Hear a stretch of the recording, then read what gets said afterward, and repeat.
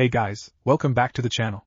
This is a story about what if Naruto become assassin anbu of Konoha. Before I start, please support for more amazing content, and do consider subscribing to my channel and share this video with your friends. This is written by kyuubecky and link in description and support writer.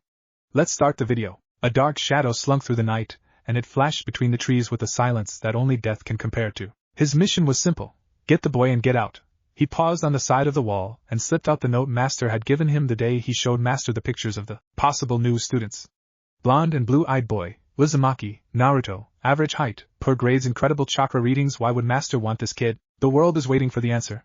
Oh well, a mission is a mission. Let's see if this thing works. The paper wavered in the slight breeze as he slowly opened his shirt and placed it gently on his chest. He fought the urge to double over and vomit as the slip sealed away all of his chakra and changed his appearance. His dark hair became a light gray blonde and his smooth face took the appearance of someone much older. A smirk adorned his new features as he slowly made his way through the front gates, unstopped by the guards. They're both new on the job and definitely need more training. If I can get through this easily with an experimental shape-shifting device, then I wonder what Doc can whip up so that I can get back into the bars here. The town was quiet as he slowly treaded empty streets heading towards his destination. The lights were out and the door lock wasn't much trouble as he silently scouted the whole apartment. Somewhat messy, windows cracked to let out a smell that is still lingering here, but no boy. He slowly made his way to the living room across from the kitchen and entryway and lowered himself into a sitting position behind the couch and stared at the moonless sky as he waited.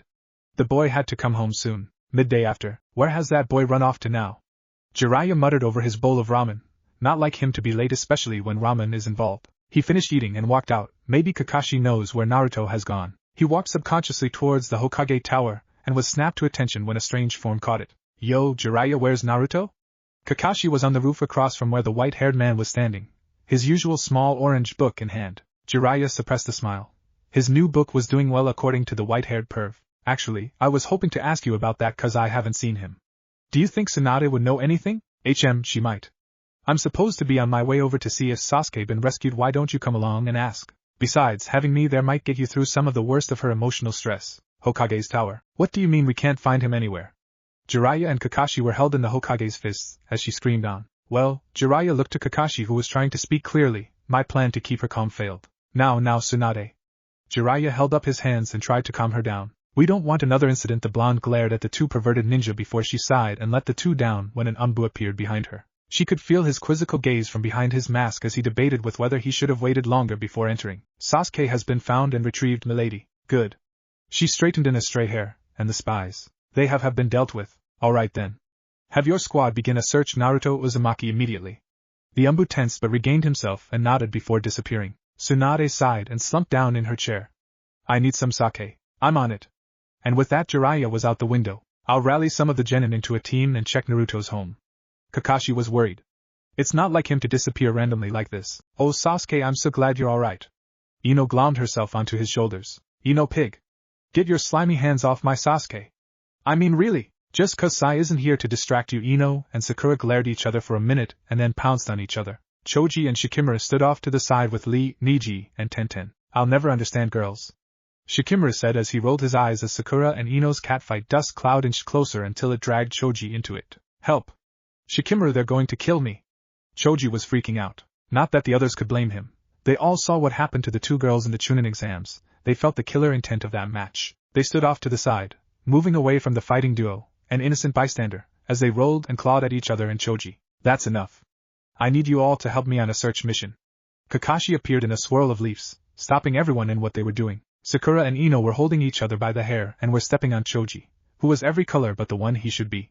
I need you to listen. Naruto's gone missing and I need all of you to help. Mixed emotions went through the group and none of them moved at the news as they waited for their sensei to tell them he was just joking. The laughing never came. When did this happen? Ino asked slowly. It was sometime yesterday. He didn't show up for ramen or training with Master Jiraiya today. Was it the Akatsuki? No, we've checked with our spy and he says that they have been keeping on the quiet side. Shikamaru looked up. What if it was someone else who took Naruto? Everyone slowly turned to the genius as he, once again, brought up something that they wouldn't have thought of at that moment. Night before, the door flung open, quicker than his usual jam nuisance, and Naruto staggered in, hair mangled with burns, cuts, and bruises covering the visible parts of his body. Man! I didn't mean to stay out so late. He unzipped his jacket, letting it fall on the countertop, and grabbed one of the many cups of instant ramen he had stored in his cabinets. Slipping the good-sized cup into the microwave, he leaned against the counter to wait for his food to cook when something behind the couch caught his eye. A strangely shaped form crouching near the sofa sat motionless as he strained to make out what it was in the darkness of the room adjacent to the kitchen. If Kiba and Akamaru try to dogpile me again, I'll throw them both clear across Konoha. Then he froze altogether. His meal was done, but a strange sensation came over him. He felt this way only on missions when something was going to happen or when someone was in danger. When he was in danger, the sensation would be stronger, and Jiraiya told him it was the fox's instincts of survival kicking in. If the shape made the fox channel this sensation through him, then he wouldn't doubt it. He turned, opened the microwave door, and grabbed the ramen. Kiba usually makes it obvious by laughing, sneezing, coughing, etc. And Akamaru leaves his own sign. He pretended to reach into a cabinet to get a set of chopsticks but grabbed the hidden kunai that was there and slipped it down his sleeve the way he taught himself when he was younger, as the villagers used to enter and try to beat him. Maybe he's getting better at this. He held on to that faint doubt as he decided to get the discovery over with. Kiba, not tonight, I'm too tired. Kiba sighed and his silhouette relaxed. Sorry, I just stayed out too long this time, you know, Kiba? Naruto tensed and slid the kunai just above his cuff, where it was ready to be pulled quickly. The door wasn't jammed like always, like it was already opened before, and Kiba is just... Naruto threw the ramen at the shape and pulled out the kunai into his waiting hand. Slowly he edged it towards the door, but a shuriken forced him to dodge. He turned to face his opponent, who had managed to place himself between Naruto and the way to escape. The strange appearance of an old man caught him off guard. How'd you figure it out? I thought I had you going. His voice was years younger than his face as he sneered at the blonde that his master wanted by his side. Kiba would have jumped me anyway. Naruto charged at the man only to be thrown into the table, splitting the wooden furniture into many pieces. The man walked up to the splintered mess with a dark look in his eyes. Pathetic little RU dash. Naruto's roundhouse kick met his jaw, snapping his head back in the kunai the blonde had managed to hold onto, gouged his shoulder, and wedged itself into the wall. He snapped his head back to glare at the boy. Enough. He grabbed Naruto by the arms and dislocated them both in one supple motion. Naruto's eyes widened at the shock of the pain assaulting his senses, but he couldn't yell to announce his situation. The man had placed a wet cloth over his mouth. The stale scent entered his nostrils and filled his lungs with its heavy damp feeling. He felt consciousness slipping away. You have caught his eye. Naruto welcomed the darkness as he felt the man slide something onto his chest, take him up on his back, and then leap through the window into the awaiting forest. He's coming through. Naruto was lying down, he was sure of at least that. But the strange, deep, gravely voice. No one in Konoha that he knew of had that voice. He felt like he was floating on top of water that was cool and warm at the same time. More subtle clicking and steady far-off breathing as he put together that the man with the strange voice wasn't near. Keep him restrained. A new voice commanded. It was quiet and calm but used to giving commands. His senses slowly returned to him as he sat with his eyes closed. Great. I'm stuck to a table bed thing. But they don't know if I'm awake. Maybe if the two men gasped as Naruto tried to wedge his arm free. And now they do. I'm awake. Uzumaki? Can you hear me? A blindfold was removed that he didn't know how existed, and he blinked his eyes open. His gaze met the doctor's, then shifted to see the man completely in black. He was the one speaking. We are not the Akatsuki. We are a different group. Naruto opened his mouth as if to say something but snapped it shut again. He might be lying. The man turned to the doctor, who just shrugged. What is your group after? Naruto couldn't resist. He was tired and was stuck in a bad situation. The doctor turned with wide eyes, but the other's eyes hinted a spark of joy. It's official then. He smiled, stepped forward as he gently raised the blonde's head, pausing to study the strong look in the cerulean eyes. The smile grew larger, and he promptly knocked Naruto out. Chapter 2, Handpicked. It's not like him to leave ramen. Sasuke was kneeling next to the dried puddle. Shikamaru nodded and pointed to the table. We know there was a fight and he was taken away, but why? He turned and stared into space, tracing his thoughts. Yeah? How'd you figure that one out? Kiba called, looking through another room. Oh, nothing, just a splintered table, spilled ramen, and bloody kunai wedged in the doorframe. Kiba turned, just like him to get all sarcastic on me. Right. Sakura piped in. We all know that he doesn't go anywhere he doesn't want to without a fight. This is Naruto's knife. Shikamaru. Kakashi was holding out the kunai in a bag. Take this up to Shizen and ask her to see if she can get a blood ID. He nodded and took the bag with him out the door. It's quiet and still. Did they kill me? Naruto sat up slowly and sheets slipped off with the movement. I'm on a bed. So you're the new guy the master's been waiting for. Huh, don't look like much to me. The girlish voice came from nowhere and footsteps followed. Getting closer. Where? Sorry, no lights. Master's orders. Naruto reached for his holsters. Gone. Crap. They must have taken them while I was out cold. He got into a defensive position and faced the sound. You honestly think that you could take me on? The voice chuckled. Well, don't bother anyway. I was just supposed to report when you woke up. She muttered under her breath. Talk about a boring job. Naruto stood tense until he heard her clone dispel. He relaxed and flopped down on the bed and covered his face with his arms. Where am I? PCT answered a familiar male voice. A big metal door slid open quietly, letting in the blinding light, and there stood the man in black. You! Naruto recoiled instinctively. What the crud do you want from me? I told you I have an offer for you. So please look into it before you decide so rashly. Naruto sat, waiting, remaining tense. Is the Professional Assassin Center of Training? You should consider yourself very lucky. And why is that? Because you were handpicked by me personally and I am the Master Assassin. Leader of this whole organization. Naruto relaxed a bit. What if I don't want this? Why wouldn't you? Now let's look at the rest of the facility. Well, the blood is certainly not Naruto's, but we haven't been able to match it with anyone in our archives. We've sent a sample to the village hidden in the sand and they have no matches either. Shizen stood facing the others in the Hokage's office. She hated to be the bringer of bad news. Well, what kind of lead is that? Sasuke had snapped. We are all finally back together again. But some other stupid thing has to happen and send everyone reeling all over again. Every started to zone out from his rant, while Sakura tried to calm him down and tried to get some real information. We've been checking in with our spy watching the Akatsuki more often and the latest response was the same as the others. But, Gaara, Kankuro, and Temari are coming over with the latest news on some of our shared traitors disappearing. They think they have a lead and Gaara has had a personal experience with someone who caused one of the disappearances. Chapter 3, Determination. This place is huge. Naruto followed the man he now called master through the entire facility. This whole place is one big underground safe house. This is one of a chain of many. Safe house? Why would you need it if you're the leader? The man smiled and glanced back at Naruto. I usually stay here and help train my students. But once they're good enough they start doing hits of their own. You didn't answer my question. Naruto stared the man in the eyes, which made his smile grow wider. You've got guts, kid, but in no time you'll learn to respect me. As for your question, let's just say that if the student has to resort to killing in the open, well, I doubt people will just stand there and let them get away. I see. And he remained quiet for the rest of the tour, which went on for another 30 minutes until they came to a stop in front of Naruto's new room. So, do you think you'll want to stay? It couldn't hurt. Plus I'll get to see more villages this way, so sure. The man's eyes shone. I thought you would put up more of a fight. But then he shrugged. Just remember there is a curfew and the only exceptions are those who are leaving or returning from a hit. Naruto nodded and walked the automatic doors to the welcoming bed. The next morning, Naruto woke to the sounds of someone banging on the door. Hey! Sleeping Beauty, get up.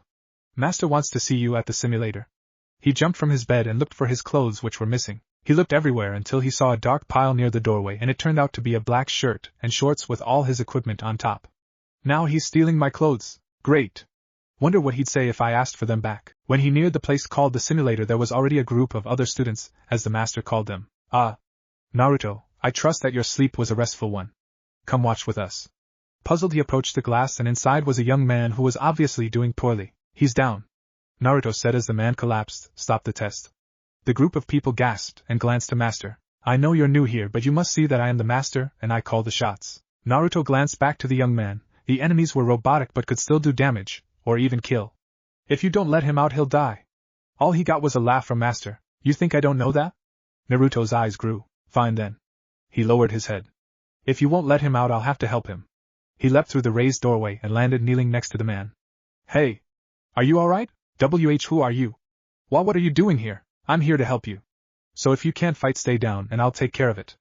3 big creatures were forming a semicircle around them. Alright, time to show these jerks what they got themselves into. Hinata and Kiba were walking hand in hand away from the Hokage's tower. Ever since they started going out they hit some rough spots and hard trials, but now, it'll be alright.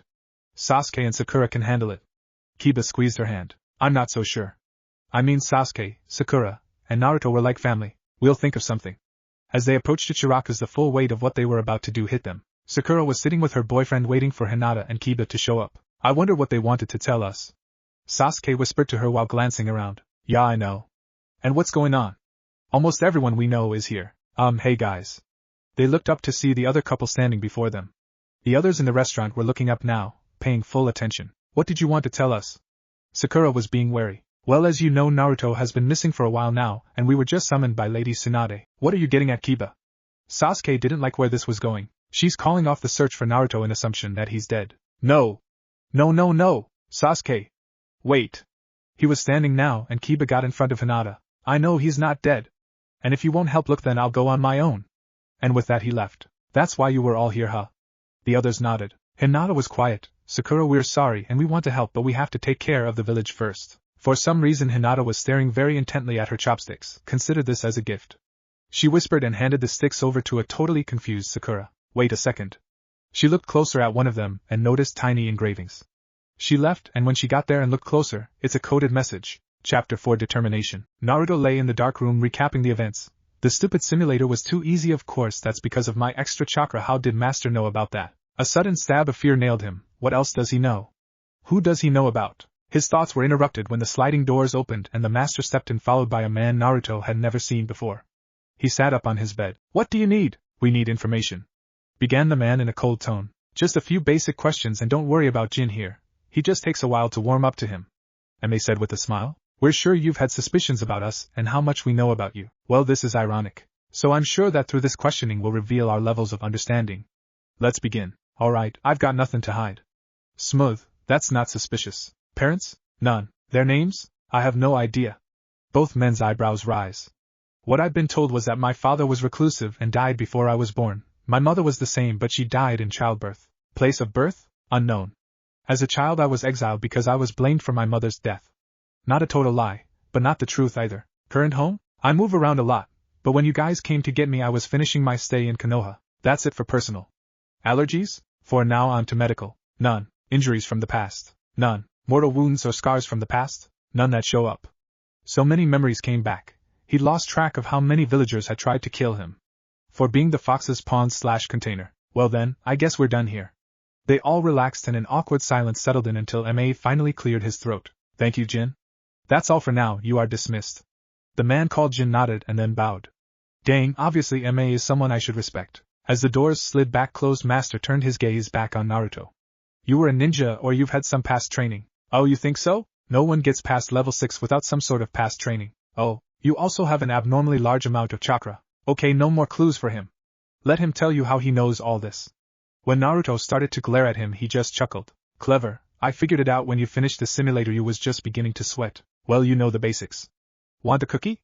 Now he smiled and actually laughed. No thanks on the cookie, and yes, I do know the basics, but I want to know why. Why what? Why you have such a massive amount of chakra? You could say I was born with it. Involuntarily. Really? His wide eyes made him seem honestly curious. Just keep quiet, maybe he'll go away. I would really like to know. Naruto didn't respond but lay back down and stared at the ceiling. Ma sighed and went to the door. When it opened there was no blinding light this time. It's late and almost time for curfew. See you in the morning? The sun was starting to set when Sasuke was washing the dishes. I wonder if Sakura is doing better than I am. As he gazed out of his window and watched the sunset. Sasuke? He was startled by Kiba's voice behind him. Sorry, but I was worried. You haven't been out since we told you about, you know. You okay? His eyes were filled with sympathy, but Sasuke could see that behind that Kiba was in as much pain as everyone else. Yeah, I'm okay, I guess. I was going to see Sakura and see if she was doing any better than I was. Oh. Good idea. Ino has already headed over there. They are better friends than most people think. Well, let's go, and thanks, Kiba. And with that they left Sakura's kitchen. So you guys really do intend to help us after all? Sakura was bouncing up and down with excitement, since she figured out the code about 2 minutes after she got home. Why didn't you come tell me all of this earlier? I was moping at home when we could have been here planning something out. Maybe even get Kakashi involved. Well, none of the adults can really help us unless we show them how serious we are about doing this. Ino was no longer sitting with the rest of them. She was pacing and muttering to herself. What if we refuse to do any more missions until we are allowed to go look for him? Shikamaru looked up. That's a bit too rash, and Lady Tsunade would never agree to it. Maybe if we agreed to do missions but they could give extra time for us to look. That might work. We should really try to talk to Lady Tsunade about this plan. Naruto woke up way before he expected to and was starving for ramen. They brought food and water occasionally to his room, but they enhanced it for a perfect immune system, so it didn't taste very good, and it was definitely not filling. He looked at the clock. 5:30. Ame would come and get him in 1 hour. He went through the sliding doors and headed for the cafeteria. It wasn't well lit, but the chef was a kindly older woman, and she smiled when she handed him the ramen. Wonder why she doesn't say anything. He thought this over as he ate. He was just finishing up when 3 very fat ninja tried to scare him. Instead he turned and just stared at them. Finally, one of the boys, Ogaku, spoke up. What's wrong, Blondie? Couldn't stay asleep all alone? This blubbernugget group had been on his back since he beat the simulator, and destroying their records for highest level. Man, talk about holding a grudge, sheesh. Wish they would just go crawl back into whatever spat them out. Well, cutie pie, the fat chick began. Why don't you answer my brother's questions? Naruto shuddered. Hearing her call him cutie pie made him want to go rot under a rock. Just ignore them and hopefully they'll go away, he thought as he went to throw his food away. Ogaku followed him. Too good to talk to me, Blondie? He snapped his fingers and the other two waddled up behind him. Naruto suppressed the urge to burst out laughing. I can see the family resemblance. You're asking for a few missing limbs, cutie fat chick's brothers reached for their swords. Naruto knew that even with the blades this group wouldn't take more than 5 minutes, but he was also trying to blend in as a level 1, as MA called the newbies around. Here. They all saw movement, which was the chef talking into an intercom. "Move away from the speaker right now!" screamed Ogaku. When she didn't, all 3 of them charged her. Naruto hadn't intended to get involved, but his plan wasn't worth her life. So when he appeared in front of the charging group, suddenly it startled all of them to a stop, except the girl. She kept coming and even started screaming, but a solid elbow to her oversized gut stopped her, and a roundhouse kick put her back where she belonged. "How dare you hit her? She's a girl." Naruto shrugged, must have mistaken her for a charging hippo. "Sorry." That really set the 2 boys off. "Say goodbye to your arms, kid." Ogaki gave what looked like a good swing, but Naruto grabbed his wrist. "Why? You gonna eat them?" he sneered as he twisted the arm until he heard the crack. He took the blade as Ogaku howled in pain. He turned towards the last one standing. Well, Naruto. Looks like you have far more experience than I assumed. So I'm moving you up. I guess I should start training now. Can't believe it's been 3 months since I got moved up." Naruto had spent most of his days in the gym, and during the beginning he was teased until they put him on the bench. After that, things quieted down. When he wasn't being drilled by his master in an arena, he was either in his room or working out. But lunch was his time to think over his ramen. "I'm guessing that you aren't sick of ramen yet." Naruto looked up over the mountains of empty bowls to see his master smiling back. "Hey! If your wife wasn't so good in the kitchen, maybe I wouldn't eat this much." "I'm guessing that was a compliment. What are you doing after this?" "I'll probably go to the gym again." "YMA." The master smiled. Naruto was the only one that got away with that nickname. Ever since he saved his wife from Ogaku, he had felt a connection to the boy. "Well, if you need me, I'll be in the gym for a while. Tell your wife it was good." "I will, but," he gestured to the empty bowls, "I'm sure she already knows." He waved as Naruto walked off. When he passed an all-girls table, they waved and smiled, and when he waved back with a smile, they all gasped and started giggling as they turned back with hushed whispers. Half the boys' table just scowled and the other half just focused on their food. When he was gone, some of the boys started taking jabs and getting glares from the girls. "Like he needs to work out. Ugh, he's such a disgusting piece of crap," a kid with bright red hair said loud enough for everyone to hear. "Oh, just shut up, Shinto. You're just jealous because he showed you up in lifting and now none of us gives you a passing glance." A pretty brunette stood, offering up the challenge. Some of the boys went to another table, while the rest started poking Shinto and laughing when he tried to shove them away. "No. I just don't understand why you guys keep trying. It's obvious that he doesn't want to date any of you." Several boys nodded, others just got up and went to another table. A lean redhead stood up and smiled. "Personally," he flipped some hair out of his eyes, "I think I can wait this one out." "And why is that, Zada?" His ex-girlfriend stood up. "It's not your gentlemanly attitude towards us for sure." "Haha. I know you guys will come whimpering back to you so you can use us to your pleasure?" Zada smiled, confirming what she had just said. Ugh. You guys are just sickening pieces of trash." She left the table and stormed out of the lunchroom. "Narel's right. You guys are jerks and most of you are just using us," another girl said, standing in front of the boys' table. She jabbed a finger over to the other table of boys who left. "Why can't you guys be more like them?" Zada smiled again as she put her hands on her hips. He stood and slowly walked over to her. He circled slowly and licked his lips as he looked her up and down. "I think you should try to get to know me better, sweetheart." He backed her into the wall and whispered in her ear. "Just you and me later today. You're disgusting." She yelled and spit in his face. "I would any age." Zada slapped her and then pinned her onto the wall. "Silly little babe, you shouldn't test my patience." Who knows when he stopped when someone grabbed his arm from behind. Lesson 1. Always respect the ladies unless they're on the battlefield. A sharp series of cracks came before Zada's screams. "Are you alright, Liana?" She looked up into the green-blue eyes of a tall, well-built man. He's hot." She started blushing when he smiled but managed to stutter her thanks before running back to her table and getting absorbed by the giggles and whispers of her table. Master still sat at the table where Naruto had left him as he watched the whole scene play out. "You know, it's almost like one of those high school dramas." He turned to see his wife standing behind him with an entertained smirk on her face. "Well, technically we are a school, sort of. I can see you are determined to find him and your plan is very doable." Lady Tsunade was facing the window so they couldn't read her expression. "Honestly, I didn't want to stop looking for him either, but I was under so much pressure, and no one else could come up with something." She turned now with a bright and happy expression. "This will work and I fully support you guys." "Thank you, Lady Tsunade." Sakura gave a leaping hug to her sensei and the others began to cheer. Wait. Before you all throw a party, I just want to give you something to think about." She had everyone's attention now. What if Naruto doesn't want to be found? The room became very still and everyone's eyes were wide with fear at this realization until Hinata spoke up with boldness that was unlike her. "Why wouldn't he? He was kidnapped, and even if he doesn't want to be found, we are his best friends. He would at least let us know he's okay." Everyone turned their astonished gazes at her, and she blushed and hid her face into Kiba's embrace. "That was amazing, sweetheart. So true. I think we should go for it." Choji said, finally finishing his chips. A knock on the door interrupted them and Tsunade changed her expression to one she used on anyone who was just knocking. Come in. The door slowly creaked open, revealing Kakashi with his nose in a book. Lady Fifth, I want to talk to you about the search for Naruto. He strolled in, not looking up from his page. I really think that you should recon. He looked up now and seeing everyone watching him, his visible eye widened. What's all this? Well, Sensei, Sasuke began, we really wanted to continue searching for Naruto, so Shikamaru came up with a plan and Lady Fifth said it work. His visible eye widened even more. Sakura was quietly pondering something and then she spoke up. So, what are you doing here, Master Kakashi? Everyone looked at him now, and he actually closed his book. Well, you all looked so sad when it was announced that the search was ended, and I knew it really wasn't something that you guys could get over easily, so here I am. He gestured with his arms in emphasis. Ah, you really do care. Sakura actually hugged the poor unsuspecting man when she used the cliché line. How come he gets the surprise hug? Sasuke feigned a jealous pouty face. I care too. Sakura just rolled her eyes and gave him a hug too. Lady Tsunade smiled and cleared her throat to get their attention. Now, if you'll excuse me, I have to go break the news to the rest of Konoha. She sighed as she went through the door. Choji turned to the group. I'm all for barbecue right now, and for once I think I'll buy for this celebration. Let's go. Everyone laughed, and they knew they were all thinking the same thing. Dang, he can move fast when it's for food. They all laughed again and went, at their own pace, out the door. So if you knew he was such a jerk, then why'd you go out with him? Naruto had finished his workout, and was leaving the gym when he saw a really pretty brunette giving the floor the death glare. I don't know. I guess it's because I was lonely when my brother left, and I was so worried that he might not come back, so I needed someone that I could just talk to and be comforted by. Yeah, I get that. So your brother did come back, right? She laughed lightly. Yes, he came back, and when Master figured out why I was putting up with Zada's crap, he just started assigning us together. I stopped worrying so much and broke up with Zada after that. Is your brother younger than you? No, I just thought that maybe that was why you were worrying so much. Oh, it's because we're the last two survivors of our clan.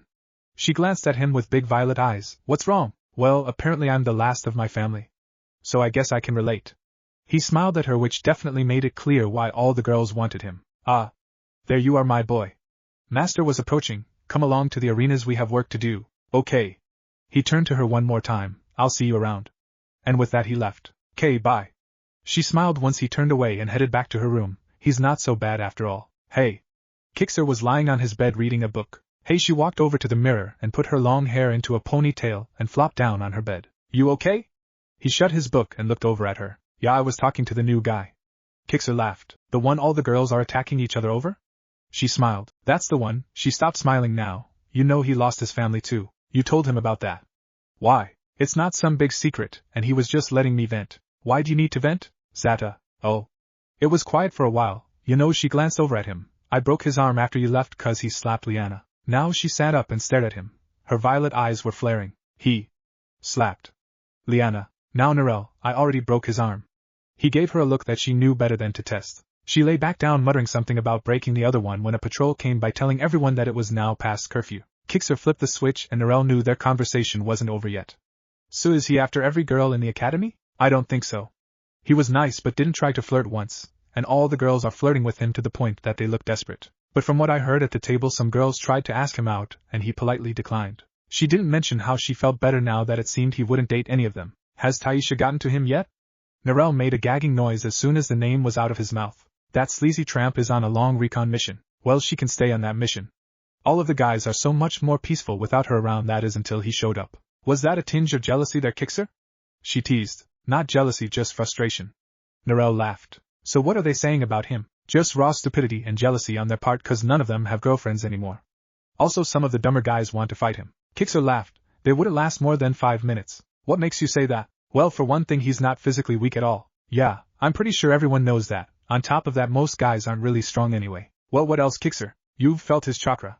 He wouldn't even have to attack. He could just dodge until they all drop from exhaustion and still have chakra to spare. Yeah, that's completely possible. And there's something else that he's hiding, even from Master, though that makes it more suspicious. Narelle, you sure he's really hiding something? Not 100%. Maybe he's shy or antisocial, but it really feels like it. Now I'm all curious. In the morning, next morning, the twins woke up to someone banging on the big metal doors. Guys, wake you up. And the banging got louder. Kixer sighed and opened the door to see Shinto. Oh good, you're up, now let's go, hurry. Shinto was never like this, so they hurried and went to follow him. When they caught up to Shinto, he was gaping at the scene. Zata was towering over a cowering Liana in a corner, and right as he raised his leg to kick her through the wall, Narelle charged. I'll never get there in time. His leg was closing in and everyone knew that his kick could shatter bone was going to be delivered. What the? There was a dull thump when Zada's foot landed in the vice-like grip. No one knew how Naruto did it, but he got there with time to spare, and when he saw Liana cringing with fresh tears in her eyes, the instinct to defend her took over. Zada's eyes widened when Naruto glared at him, and all at once he knew that he was going to go into a world of pain. You should have learned the first time. He spoke barely above a whisper. I won't have mercy on you. Zada laughed so hard he was tearing up. Until he felt himself flying through the air did he stop. Everyone's eyes widened as Zada's body crashed through one wall, and another until they counted 6 large crashes. Master appeared right as the second crash occurred, and then he walked through the holes until they heard a sigh. Naruto, what do you have to say for yourself? When he came out with Zada unconscious in his arms, I should have thrown him harder. He turned away and headed into the cafeteria. Master sighed. He'll probably be in intensive care for at least 2 months. And then he disappeared. Narelle grabbed her brother's hand and literally dragged him to the cafeteria with Liana right in front of them. You hungry, Narelle? Sure, Kixer, I'm just hungry. Just hungry? Ugh, you're as bad as a paranoid father sometimes. Kixer was still laughing when they all went through the doors of the cafeteria. Chapter 6 Mutants Part 1. When they entered the cafeteria, they were all surprised to see all the others laughing and chatting as if nothing had happened. Liana quickly disappeared into the crowd while Kixer and Narelle stood taking in the scene. You'd never think that they were training to be assassins, Narelle said with disgust. Well, Kixer glanced over to his sister. The walls are supposedly soundproof, they probably didn't hear anything. But the story will get around soon, don't worry. He nudged her when she sighed. I wasn't worried about how the story will spread, I'm just trying to figure out where that guy went. She started weaving between the tables with Kixer close behind. This is one of those days where I hate being short. Narelle. He's over here. She quickly went over to him and followed his gaze. Liana was already there at the table with the blonde, and she looked up and smiled. As if on cue, he turned. Hey. When they stopped and said nothing, he continued, You two gonna sit or stand there? Kixer smiled and nudged his sister forward. Liana returned her attention back to Naruto. Anyways, besides the thank you, I wanted to know why you bothered to step in at all. His polite smile widened and both girls blushed bright pink. Well, news travels fast here, you know, and I heard what happened yesterday when I was in the gym. Then this morning when I heard you running by my door and what turned out to be Zada following. I didn't want to leave you to take a beating, because I didn't have that protection and I know how it feels when you scream and no one comes. Well, thanks again, Her eyes revealed her loss and Naruto smiled his classic grin, getting the same reaction from the girl. Naruto Uzumaki. It's like every time the pieces fit it just leads to another dead end. Shikamaru sighed in exasperation. As he formed the sentence he glanced around at his friends that weren't on mission. Sakura and Sasuke were on the couch with Sakura curled up in his arms as he stroked her hair. Ino was incessantly scrubbing the same part of a dish that was probably perfectly clean. Akamaru whined as Kiba just kept hitting his head on the wall, and Shino was in the recliner next to Kiba trying to get him to stop. Shikamaru closed his eyes and rubbed his temples as he tried to block out Ino's squeaking plate and Kiba's dull thudding. Kiba, please stop doing that. Shino was barely audible, but it didn't matter, everyone else was dead silent. Sakura scooted over to make room for Kiba, who had acquired a red mark on his forehead. Sasuke gripped Sakura's hand. I wish we could at least know he's okay. They all heard a stifled sob. That stupid knucklehead. Ino had stopped rubbing the plate and rubbed her arms around herself. Sakura got up and walked cautiously to her friend and wrapped her arms around her. The sobbing became louder and became heart-wrenching as Ino broke down weeping.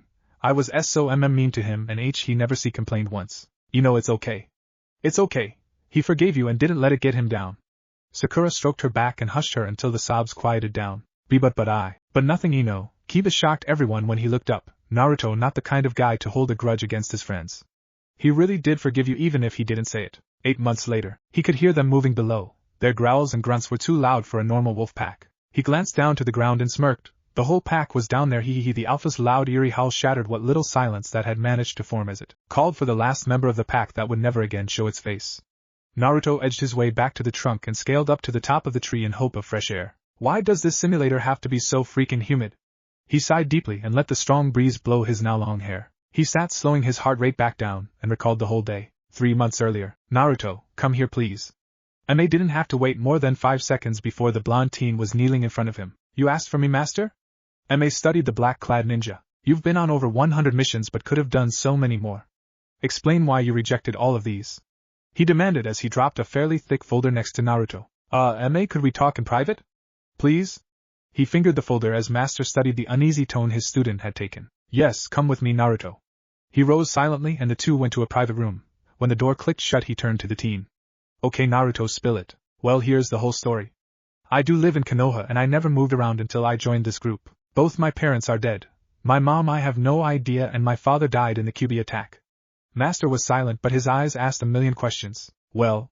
Naruto kept his gaze firmly locked on his master's face. I'm very impressed that you were able to keep this from me for so long, and I'm glad I finally earned your trust. Naruto visibly relaxed and a grin worked its way back to his face. Now that we've gotten through that, will you explain your abnormal amount of chakra, and why you did the quotation thing on attack?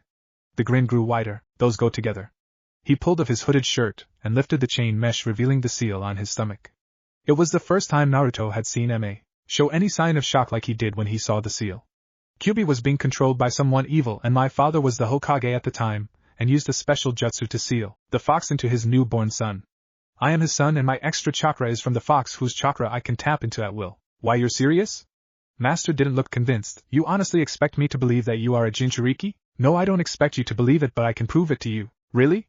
His voice was laced with disbelief and skepticism. Naruto smirked and bowed his head. Okay, Ma. The silence that followed became filled with a dark and sinister feeling. Master stiffened as he watched his pupil raise his head. The blood-red eyes that met his gaze were more animal than human, and the hand that came between that gaze was clawed. Is this enough proof for you? Ma stayed silent as Naruto asked the question because he noticed the fangs that replaced Naruto's normal canines. I believe you, Naruto. The dark aura that filled the room seemed to be vanished as it re-entered Naruto's body. Naruto? His student seemed dazed and was swaying. A moan escaped his lips as he slumped forward into Ma's arms. Ugh, stupid fox needs to learn how to shut up. Are you alright? Naruto? I'll be alright. He regained his feet. Kyuubi feels that if I use his chakra it should be for more than just 1 minute. Another moan pressed its way through and Master stepped forward. Are you sure? Yeah, he'll calm down soon. Master allowed him some time to recover from whatever the fox was doing. Now that we have gotten past that ordeal, please explain why you are so picky about your mission choice. Well, you see, because I'm from Konoha, I don't want to do anything that will cause any harm to the village. I still am only going after anyone that tries to attack Konoha. Alright then, that's understandable that you want to defend your home. But that doesn't cover the fact that you are also helping Suna. Will you see, due to past experiences, I have friends there and one of them is the new Kage. Mei was silent and expressionless as he thought through what his pupil just said. When he smiled, Naruto narrowed his eyes. If you intend to use this information to test me, then I will do everything I can to protect my friends and our homes. At this, Master's eyes grew wide and his mouth opened in surprise before slipping into an even bigger smile. I've always liked your guts, kid, and now I see that I was right to choose you from the others I could have taken. Naruto shifted, uncomfortable by the change in tone of his master's voice. Okay? Ha ha ha, here's the deal, Naruto. He paused to make sure the blonde was listening and his grin didn't move. I want to see if you are worthy of being my apprentice. Present. And now I'm stuck in a tree in the third hardest simulator trying to kill off a whole pack of mutated wolves. Naruto sighed again as he watched the fake clouds drift by. He closed his eyes and let the breeze cool him down. The first to go was the only one that could climb really well. He was the youngest of the 7 pack members and was pretty easy to take down, but the others were probably much harder. He thought back to when he first walked into the simulator, and how he noticed many pictures that hung near the door. Those who have tried and failed this test are now remembered as a warning for those who make it this far. Loud rustling brought his mind back to the tree. The grunting alarmed him to the closeness of the creature, as he slipped back into the humid canopy. The tree directly across the clearing was shaking violently and the gashes in the trunk were fresh. Naruto edged his way out to the edge of the branch to watch one of the wolves try to cling to the trunk even though it was gliding down. The mutant was all alone and the pack was nowhere to be seen. Mistake number 1, stray away from the group. He smirked as he slipped the kunai out of its holster, but paused to watch what it was doing, hoping to get some more information about what he was dealing with. It would run, leap and sinks its claws into the trunk and try to hoist its body onto the nearest branch just like the 7th. Looks like they can learn from each other when they need to, and if their minds are linked then they probably share other senses. The creature tried again, and this time managed to pull itself up onto the branch and steady itself. Once its strange gaze seemed to lock on Naruto stiffened. Its eyes were not there. It literally had no eyes, just a simple black cloth covered where they should have been. That doesn't make sense. There is no way that this thing could navigate at all unless it uses those big ears. Naruto's kunai buried itself into the creature's skull and then he took off to the tops of the trees once more before the pack arrived. Outside the simulator. Well, looks like he's pieced it together and managed to get ahead of schedule.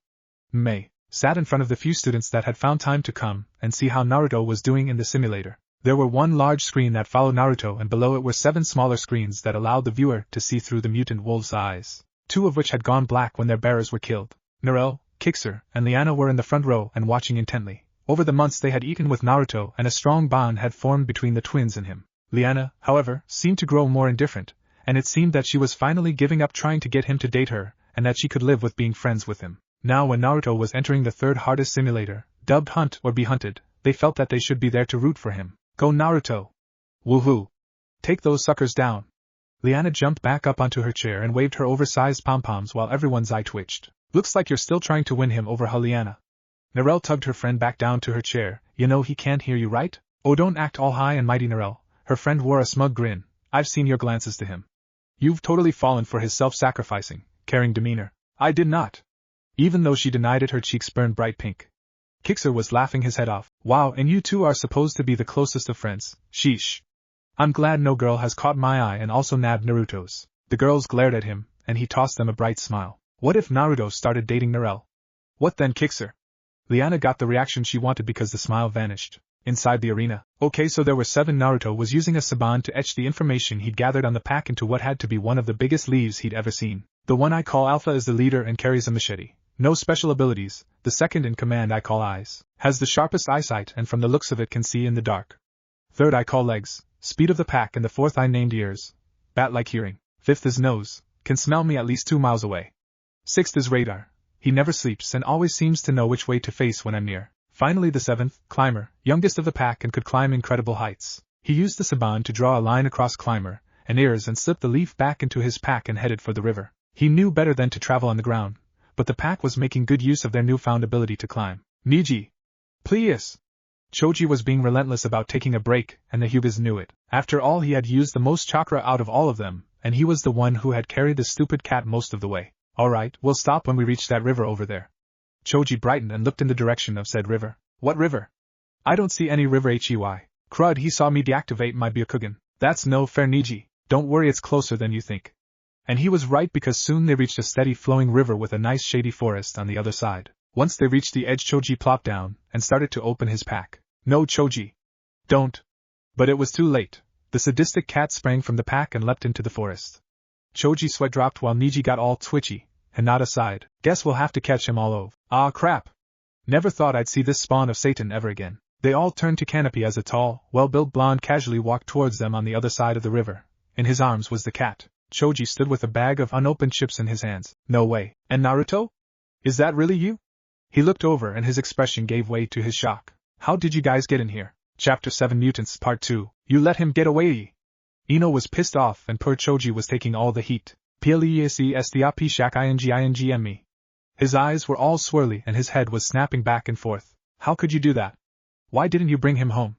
Niji stood and got between Ino and her victim. Ino, calm down. We did try to get him to come back, but he said he couldn't. Everyone just turned and looked at him, and Ino started to take a step towards him, but Sai grabbed her from behind. Let them explain. He looked over to Niji. Please tell us what happened. Niji sat down and they all knew that he was going to tell them literally everything. Flashback. No way. And Naruto? Is that really you? He looked over and his expression gave way to his shock. How did you guys get in here? His visible eye was as big as a dinner plate. He began to slowly walk towards them until Niji got into a defensive position. Hey, take it easy, Niji. He held up the cat. I come in peace, or do you really want me to beat the crap out of you again? Niji stiffened. Sorry if I don't trust random people who waltz out of the forest. Hinata put her hand on her brother's shoulder. Hinata. You can't seriously believe this guy. He glanced at her and saw that she was using her Byakugan. He's telling the truth, Niji. It really is Naruto. Niji glanced back to the blonde who was standing completely still and holding the evil cat. So Naruto, do you mind if I'm paranoid and give you a pop quiz? The blonde smirked. Not at all, Niji Hyuga. Well, you answered the first question correctly. He pointed at Hinata. Who is this, and what is her relation to me? That is Hinata Hyuga, and she is your cousin. And before you ask, that is Choji Akamichi. How'd you beat me in the Chunin exams? Haha, I burrowed underground and delivered a left hook to your jaw.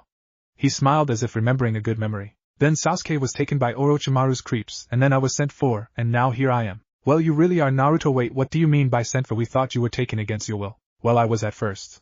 Now I don't really mind. I mean, I've learned so much from this group. He said as he zipped the hissing cat back into the pack. So who took you?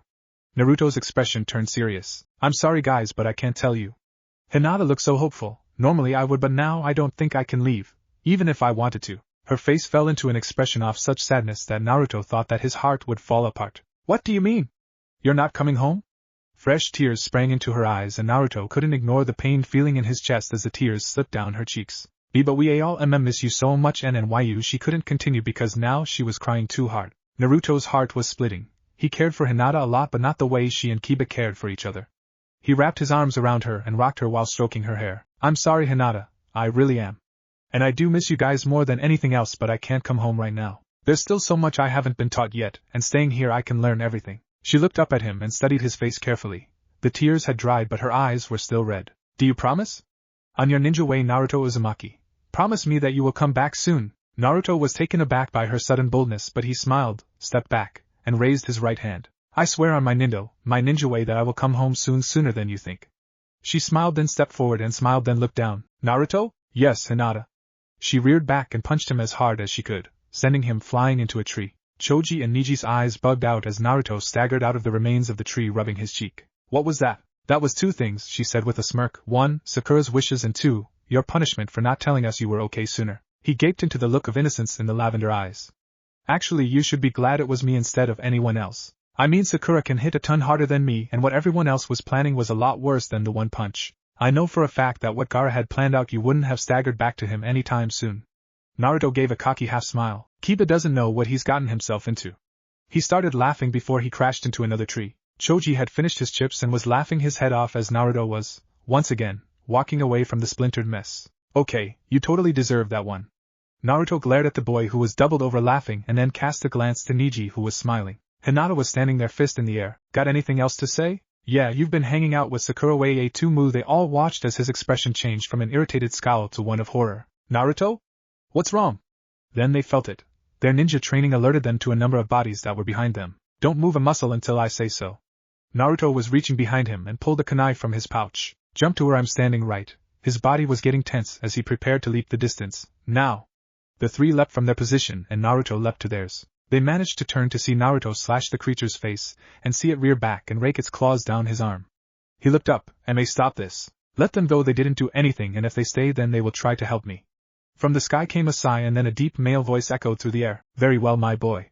I see your point and will allow them to leave. Naruto, are you okay? Choji took a step towards the blonde when he landed next to them. The sight of his gored arm made Hinata take a step forward with her Byakugan activated. Naruto stepped in front of her. No. If you interfere then we will be killed. She stepped back in shock. But Naruto, your arm, she gasped when he turned it over, grimacing in pain as he lost more blood. I can see the bone. Naruto turned and glared the strange wolf-like creatures. The one that cut him was Radar, and he was licking the blood off of his claws. 5-inch claws. They have to be at least 5. Choji gasped when the river, Naruto, and the wolves began to disappear. What's going on? You were allowed just a glimpse into the simulator so you could talk to me, but now that the threat is here you are being forced to leave. Naruto, you have to get out too. But the blonde calmly shook his head. No, Choji, this is a test that I've been assigned and I must complete it before I am allowed to exit this simulator. What will we tell Ino? Choji looked scared and Naruto laughed as the world wavered. Just tell her what happened and tell them that I miss them and will be home soon.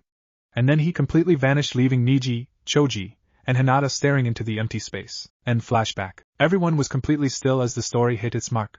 Sai had wrapped his arms around Ino to keep her from falling over, but after a minute she found her feet and her voice. That little knucklehead. He would stay to learn something rather than come home. What an excuse. I can't leave right now, my butt. Actually, he was being completely honest, and he did say he would come home soon. Choji was finishing another bag of chips and didn't look up when he said it, but it hit home to Ino. Yeah, I guess you would know 'cause you were there. But still, I wish that he would come back now. I hope he's okay in that simulator. I know I probably would have tried to heal his arm if I saw the bone. Sakura was looking at her hands, but once again, I couldn't do a thing since I wasn't there for him. Sasuke wrapped his arms around her and gently placed his lips to hers. I know you too well. It's easy to see when you're beating yourself up. She glanced into his onyx eyes and lost herself. With all their friends standing nearby, she went in for another kiss. Holy miso ramen. This hurts like a mother. Naruto had gotten away and went farther down the river to rinse out the cut when he realized he was yelling. It was much worse than he thought.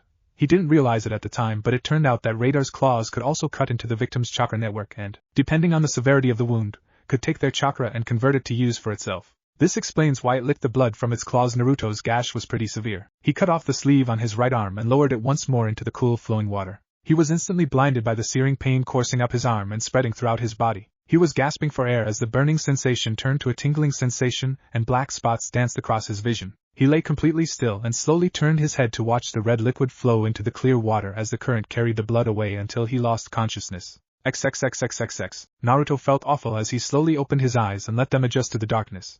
He steadily started recall what he was doing laying by the river.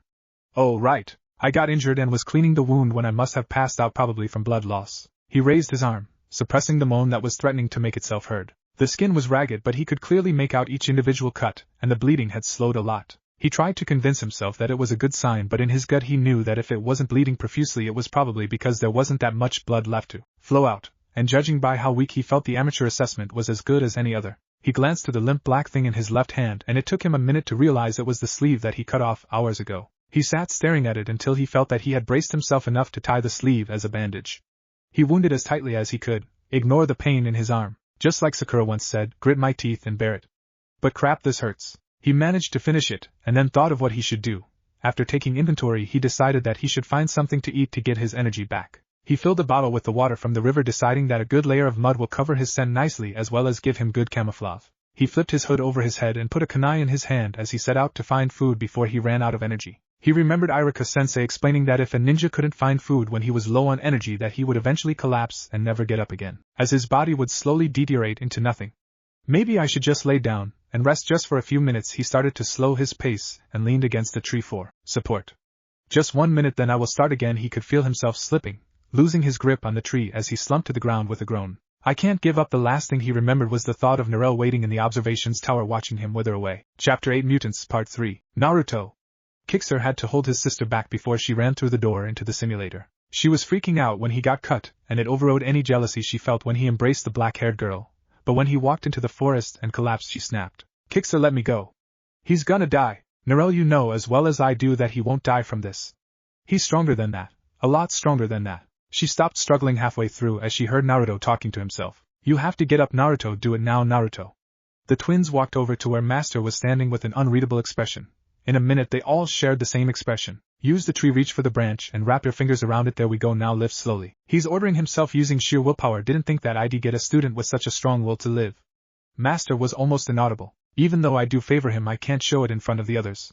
That may start fights, and eventually we'll end up with more dead. Naruto, I wish we were there to help you. Kixer looked down to his sister. Well, Narelle, didn't think I'd ever see that look on your face ever again. The brunette's face was full of emotion and determination, willing the blonde teen to come back to the safety of his friends. I think there is something stronger between those two than friendship. Naruto was standing now. He looked back and forth slowly before it seemed that he knew where the camera was, because he was looking into it right at the twins. If you guys can hear me, know that it's against my nindo to die before I become Hokage. Also, his eyes seemed to pierce through the screen as they shifted to Narelle. Narelle, know that if I make it back I expect one heck of a welcome home alive hug. His grin broke through what seemed to be a permanent grimace of pain only for a second, as he began to push on, defying death with every step. Inside the simulator. Get up, you have to get up. His words were barely above a whisper, but they were audible enough. The memories of Narelle and Kixer were getting stronger until it froze on a picture that they took with Ma sitting and laughing at the lunch table. You have to get up, Naruto, do it now, Naruto. He forced more strength into his voice, knowing full well that the wolves could be nearby. Use the tree, reach for the branch, and wrap your fingers around it. He slowly reached for the branch using his good arm. The arm that didn't send molten lava through his veins when he moved it. He slowly wrapped each finger around the branch as he shot up a prayer that he wouldn't collapse. He didn't think that he could get up or even wake up again. There we go, now lift slowly. Slowly he slid his legs under himself, and pulled himself up slowly. His eyes were well adjusted to the dark already, and the moon was incredibly bright, casting an eerie contrast between patches of lights and the dark shadows. He looked in both directions before focusing on an area where he knew that there was a camera hidden in the foliage. The image of Narelle and Kixer standing in front of the large screen, watching him struggling to live, scared him. If you guys can hear me, know that it's against my nindo to die before I become Hokage. Also, he lifted his other arm to help support him on his shaking legs. Narelle, know that if I make it back I expect one heck of a welcome home alive hug. He smiled when he thought of her, smiling back at him. Alright, they expect me to come back and I will do just that. He used the kunai that had stayed in his hand to saw off the branch he'd used to get up, and used it as a cane. Trying to keep quiet, he walked deeper into the forest, slowly glancing from right to left looking for something to eat until he heard rustling behind him. He stiffened and slowly slinked into some bushes, praying that it would be something to eat instead of something that would eat him. Outside the arena, Narelle's heart was beating so loud she thought the others must be able to hear it. She knew that it was Radar that was trying to stalk him, even though he was just as bad off as Naruto with that gash to his face. The rest of the pack ran him off, thinking that he was now just a liability because he couldn't see or hear. But as long as Naruto moved, he was able to track him. Be careful, Naruto. Inside the arena, he tried to slow his heartbeat down, but he was so glad that it was pumping so strong again. He froze under the bush as he watched Radar limp out into the clearing. The gash on his face was infected and still bleeding heavily. His tracking only worked if the target was moving, but if the target was completely still, then his ability was worthless. Okay, I can't move too much, so it's a good thing I have kunai already out. How sensitive are you, Radar? He moved his hand with the kunai back to throw it when Radar growled and turned to his direction and walked cautiously over to the bush. Naruto didn't dare even blink. He was barely breathing as Radar's low growl grew louder until the mutated creature was standing over him looking farther into the distance. Outside the arena, HOY crap. Kixer was quiet for most of the test, but when Radar was literally 2 inches away from Naruto's face he couldn't hold the words back. They could clearly see that Naruto wasn't really afraid, just irritated, extremely irritated. Hope he's able to keep his cool and take out the mutt. He glanced to Radar's screen. It was patched with red and black as some blood covered his eyes. Inside the arena, stupid wolf thing. Move your fat butt so I can kill you. He sat desperately, fighting off the urge to grab the creature's head and throw it into a tree with a kunai following closely. Yes, sure, he'll totally understand what I'm thinking and walk away. He sat there stewing until another noise took both of their attention. Strange muffled snorts and grunts coming from some bushes across the clearing. A short, ugly pig-looking creature waddled out and froze when its beady eyes locked on Radar's scarred face. Radar was hungry, suffering from serious infection, and couldn't find the target he was so desperately hunting. The mutt's mind was made up and it turned slowly and faced the new prey. The pig didn't know about his special ability and began to turn its body to follow Radar's. Wow, what a convenient distraction. Naruto thought as he watched with fascination as the strange pig put up a pretty good fight. Outside the arena, ha ha ha, look at his face. Kixer was on his knees pointing at Naruto on screen. What kind of expression is that? Narelle glared at her brother, but on the inside she had to agree. Naruto's expression was like shock, amazement, happiness, and confusion all in chibi form. Honestly, Kixer, get a hold of yourself. How do you think you'd react if you were injured under a bush with a strong enemy barely distracted that could find you if you even twitched? Kixer stopped laughing and slowly rose. Well, that killed it. Good. Narelle kept her eye on Radar as he was now standing over the defeated pig. Her expression displayed her feelings and Kixer patted her head. Don't worry, he'll think of something. He'd better. Master just smirked at the sibling rivalry. Inside the arena, great, now that he started to eat the pig, maybe I can get away. He slowly started to rise to his knees, freezing every time Radar even hinted at stopping and turning. Naruto rose to his feet, leaving his cane and pulling his arm back. Radar took one last bite and turned his head right as the kunai lodged itself into his skull. He swayed on his feet before releasing a long low moan as he fell to the earth with a thud. Naruto staggered forward and wiped the sweat from his head, freezing when he felt something wet on his arm. He touched his makeshift bandage and his fingers came back red and sticky as the world began sway. Crap it. He sat down near the gored pig and slowly started a fire and began to roast what was left with some berries from a nearby bush. He sat watching the fire eat away at the leaves and dead branches. Well, 3 down and 4 to go, he lay back after dousing the fire. There are so many stars, I wonder how everyone is doing back home. His eyes slipped closer and closer together as his mind drifted miles away. Naruto, what are you doing out there? Sasuke was on the roof the night after returning from a B-rank mission. He looked up and saw that the night was the most clear he's seen in a very long time. Can you see them, Naruto? He spoke to himself, recalling his friend's attraction to the nighttime. I don't think he'd miss it for the world. Sasuke turned slowly and opened his arms and let his pink-haired lover slip into them. Why did you come up? Something just told me that I needed to see the stars tonight. Something along the lines that maybe Naruto is seeing the same thing that we are.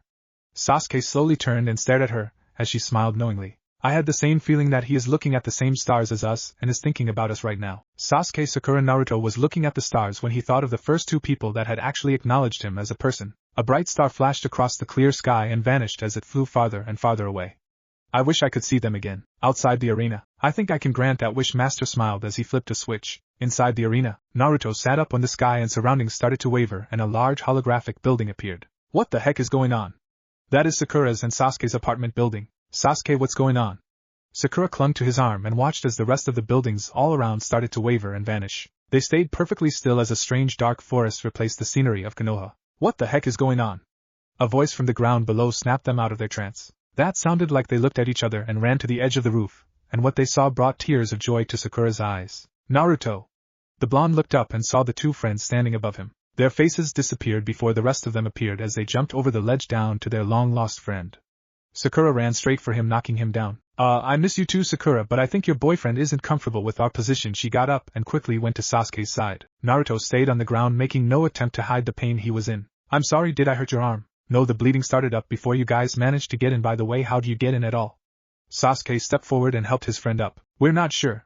The world got very hazy and then this all showed up and well, here we are.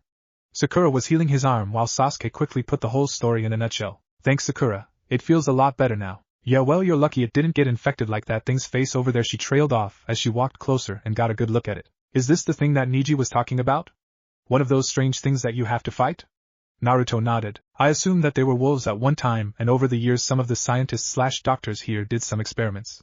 Sasuke motioned with his chin. Which experiment was that one? I called that one radar. 'Cause just like his name, he seemed to have a built-in motion detecting radar in his head or something. Crud. Sasuke said as he prodded the thing with a stick until it rolled over. It's got some nasty-looking claws and teeth. Yeah, I know, Naruto said while motioning to the puckered scars on his arm. He rakes the skin in the chakra network and is able to convert the chakra as his own energy. They both turned to stare at him when they seemed to flicker and fade. Naruto? Guess our time's up. Take care of yourself, guys. Our time would be up right as we got there and saw him. Sasuke muttered through clenched teeth. At least I was able to heal his arm, right? Yeah, that's one less thing we'll have to worry about now. Well, that was quick. Naruto turned back to the fire to see that they were waiting for him. He didn't know how they did it, but they got there in perfect silence, and now they didn't wait. Naruto had to leap onto the nearest tree branch as two mutts landed where he was just standing. He paused and looked over to Alpha, who seemed to have a smug grin on his face. Naruto jumped from the branch to another across the clearing as Nose snapped his massive jaws shut with an echoing crack where his leg used to be. He began to leap from tree to tree, only pausing a second to see that they were lagging behind. I've got to make it to the tallest tree.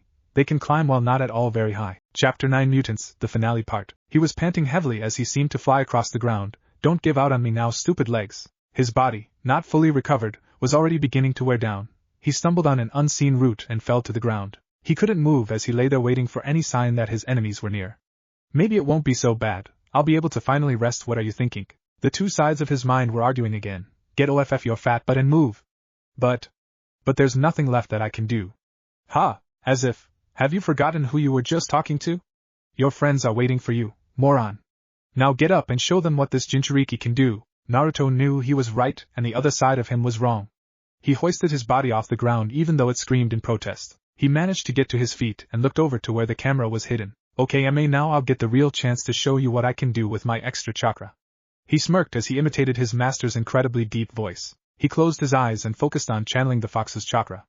Come back for more of my power, boy. One of these days I will demand payment for forking over more than my due rent. His dark laugh resounded in Naruto's mind as Kyuube's chakra enveloped him and wrapped itself around his quivering form. He could feel it burn as it leaked from the seal and flowed around him. The surge of pure, dark energy. He would be lying if he said that he didn't like it. Outside the arena, amazing, such raw power. Kixer was gaping at the image on the screen along with the others, but he was the only one that had found the ability to speak. They watched as Naruto's hands became clawed and his canines became fangs. The last things to change were his eyes. Narelle was still in shock, but the inner Narelle was panting. Oh my God. He is just drop dead gorgeous.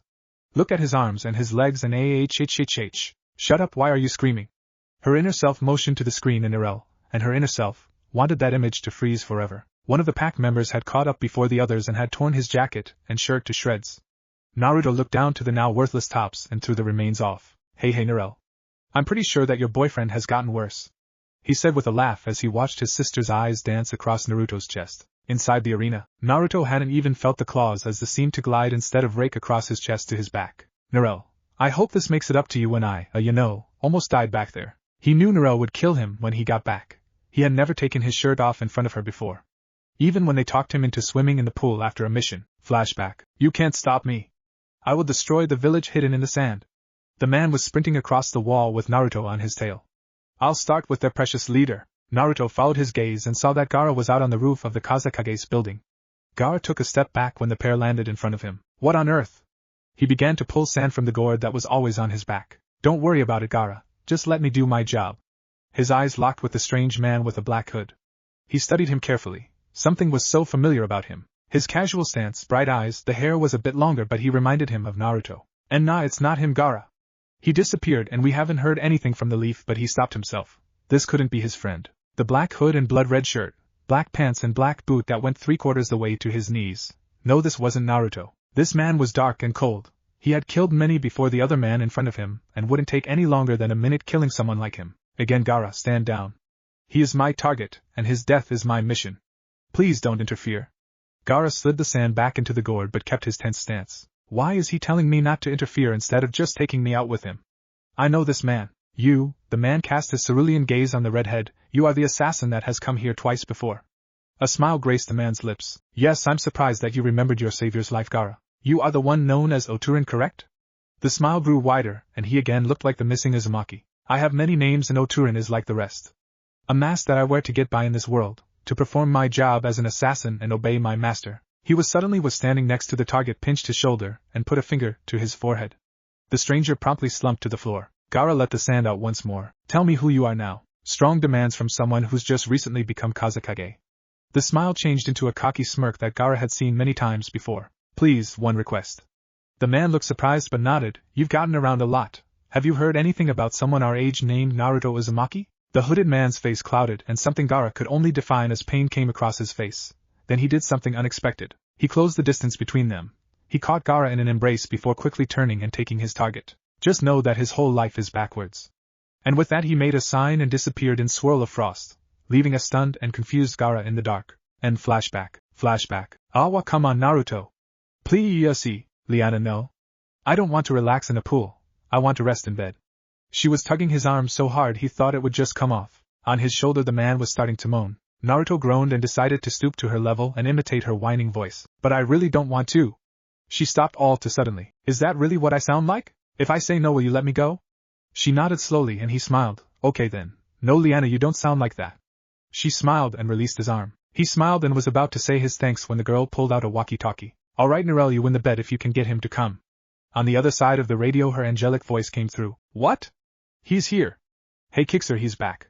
Her voice had gotten farther away and then her brother's voice answered, also far off. Okay, good. Now go and get him over here. How? Yell at him, drag him. There was a pause and Naruto could almost see Kixer's smile. Seduce him. Ha ha ha ha ha oh www. The radio clicked silent. Liana looked at Naruto with wide eyes as the blonde smirked. Good to know they haven't changed at all since I've left. He walked to a table where they leave any of the captured targets and rubbed his shoulder. Ah, this guy needs to lose some weight. Are you okay? Her brown eyes filled with concern as he continued to massage his shoulder. I heard something pop on the way here but it didn't hurt at the time so I thought nothing of it. It is probably nothing. She didn't look convinced and was about to say something when the door burst open and Narelle stalked into the room. Her eyes were flashing and Naruto and Liana both sweat dropped. You, sweethearted blonde boy.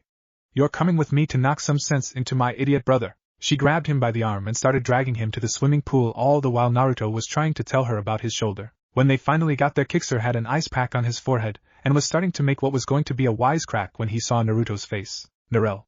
She stopped, her rage momentarily gone when she saw her brother's face go serious. Well, what? A voice from behind answered. Nothing, just my shoulder is killing me. She turned and saw the pain on her boyfriend's face. Narelle let go of his arm and he sunk to a sitting position and tried to massage his shoulder. Why didn't you say anything? I was just tugging away and probably made it worse. She was rambling as Kixer went and pushed a button that every room had to call a medic. Hey, take it easy man, I've already called a medic. He pushed the blonde back down when he tried to get up. Naruto just groaned in pain as he clutched his shoulder tighter than before. The medic arrived and took one look at Naruto's hunched over form before taking him with her to the hospital. Both girls stood there until Kixer grabbed them and threw them into the pool. They spent the next 30 minutes trying to kill Kixer until another person joined them. Narelle didn't know what was happening until she felt his familiar embrace. She was going to try and ask him what happened to his shoulder. Instead she melded into his arms and felt all of her logic slipping away. Naruto-kun, she couldn't disagree with her inner self as she lay against his chest and listened to his heartbeat. When he tried to break away she whimpered and then heard Naruto's soft chuckle before giving her a quick kiss on the cheek. Dang it, I know he wants to take it slow right now but I really want him to actually kiss me. She heard him chuckle again. Her face probably gave her away again. She suddenly felt his warm breath against her face, and then his lips met hers. Naruto hoped he wasn't doing something wrong but when she began kissing him back his hunger seemed to grow. He broke off and slowly released her, even though she was visibly protested, with a laugh. Ah, my Narelle-chan, my precious Haim. He pulled her closer, and she buried her face into his chest. That's when she realized that he was still fully dressed. Your Haim would like to know why you're not in your bathing suit. As she poked him in the chest, he smiled and pulled away to look into her deep purple eyes with his playful blue ones. Well, my Haim, I could ask you the same thing. She looked down and remembered that Kixer never let her go change. He just threw her in. From behind she could hear him laughing away. And flashback. He turned and with his new power surge sped forward and cracked Leg's neck in one swift motion. He moved quickly as he turned the tables. The hunters become the hunted. Then again, even from the beginning it was that way. The mutts fell quickly, with masterful ease, and soon all that was left was Alpha and him. Alpha was strong but definitely not fast. Naruto began to slash away at the great monster of a mutt with ease. He smiled the whole time but the smile faded when he realized that the burning sensation from Kyuube's chakra had never left. If anything it had increased. Outside the arena, go Naruto Keien. Narelle watched with what could only be defined as an evil grin. That stupid mutt doesn't stand a chance. Kixer started to shake his head and his sister snapped her head over with wide eyes. What? Look closely, he motioned with his chin. He is a master at making masks and hiding how he feels but we're his closest friends here and if you look into his eyes you can see the pain. Narelle walked closer and Ma turned to see her pass him. Normally he wouldn't allow someone to get in front and obstruct his view, but he knew their feelings for each other ran deeply. Oh no, my Naruto-kun. Ma smiled slightly as he moved his finger over to the intercom button. He was worried for his future apprentice, especially when his, now red, eyes tightened with flaring pain, but he knew how to help. Right when the alphas reared back, he knew that he needed to be ready. Inside the arena, Gah, this alpha is proving to be more of a problem. I have to end him to get out. He was lost in his thoughts and didn't see the mutt rear back with its claws extended to their fullest. 1 second he was zooming to the right, then the next he was crashing through tree after tree until it seemed that it would go on forever. Then he felt, what must have been, a very large piece of splintered tree as it met and pierced through his skin. The surge of pain increased as he felt it slide deeper into his side as black spots danced across his vision. He knew that he couldn't move, and he knew better than to try and remove the splinter. Naruto Kyuubecky. Get up, you have to get up. Fight for me. Please. Through the darkness her voice crashed. He felt his chest tighten when he realized that he was the cause for her pain. He forced his eyes open and tried to move his arms. He managed to hoist himself to a slightly reclined position before the flash of pain halted his efforts. I have to get up and fight. The stupid beast is weakened. He wasn't showing it, but neither was I. He paused and put his hands to the oversized stake that had worked its way into his side. It had entered through his back about 5 inches away from his spine, but his shoulder blade was shot. No sooner than when he applied the slightest pressure to the wood he began to retch and cough as blood poured from his mouth. He breathed slowly in through the nose and out through the mouth, until he regained enough strength to realize that Ma had allowed him to hear Narelle's plea. I have to get up. I have to win and get out of here.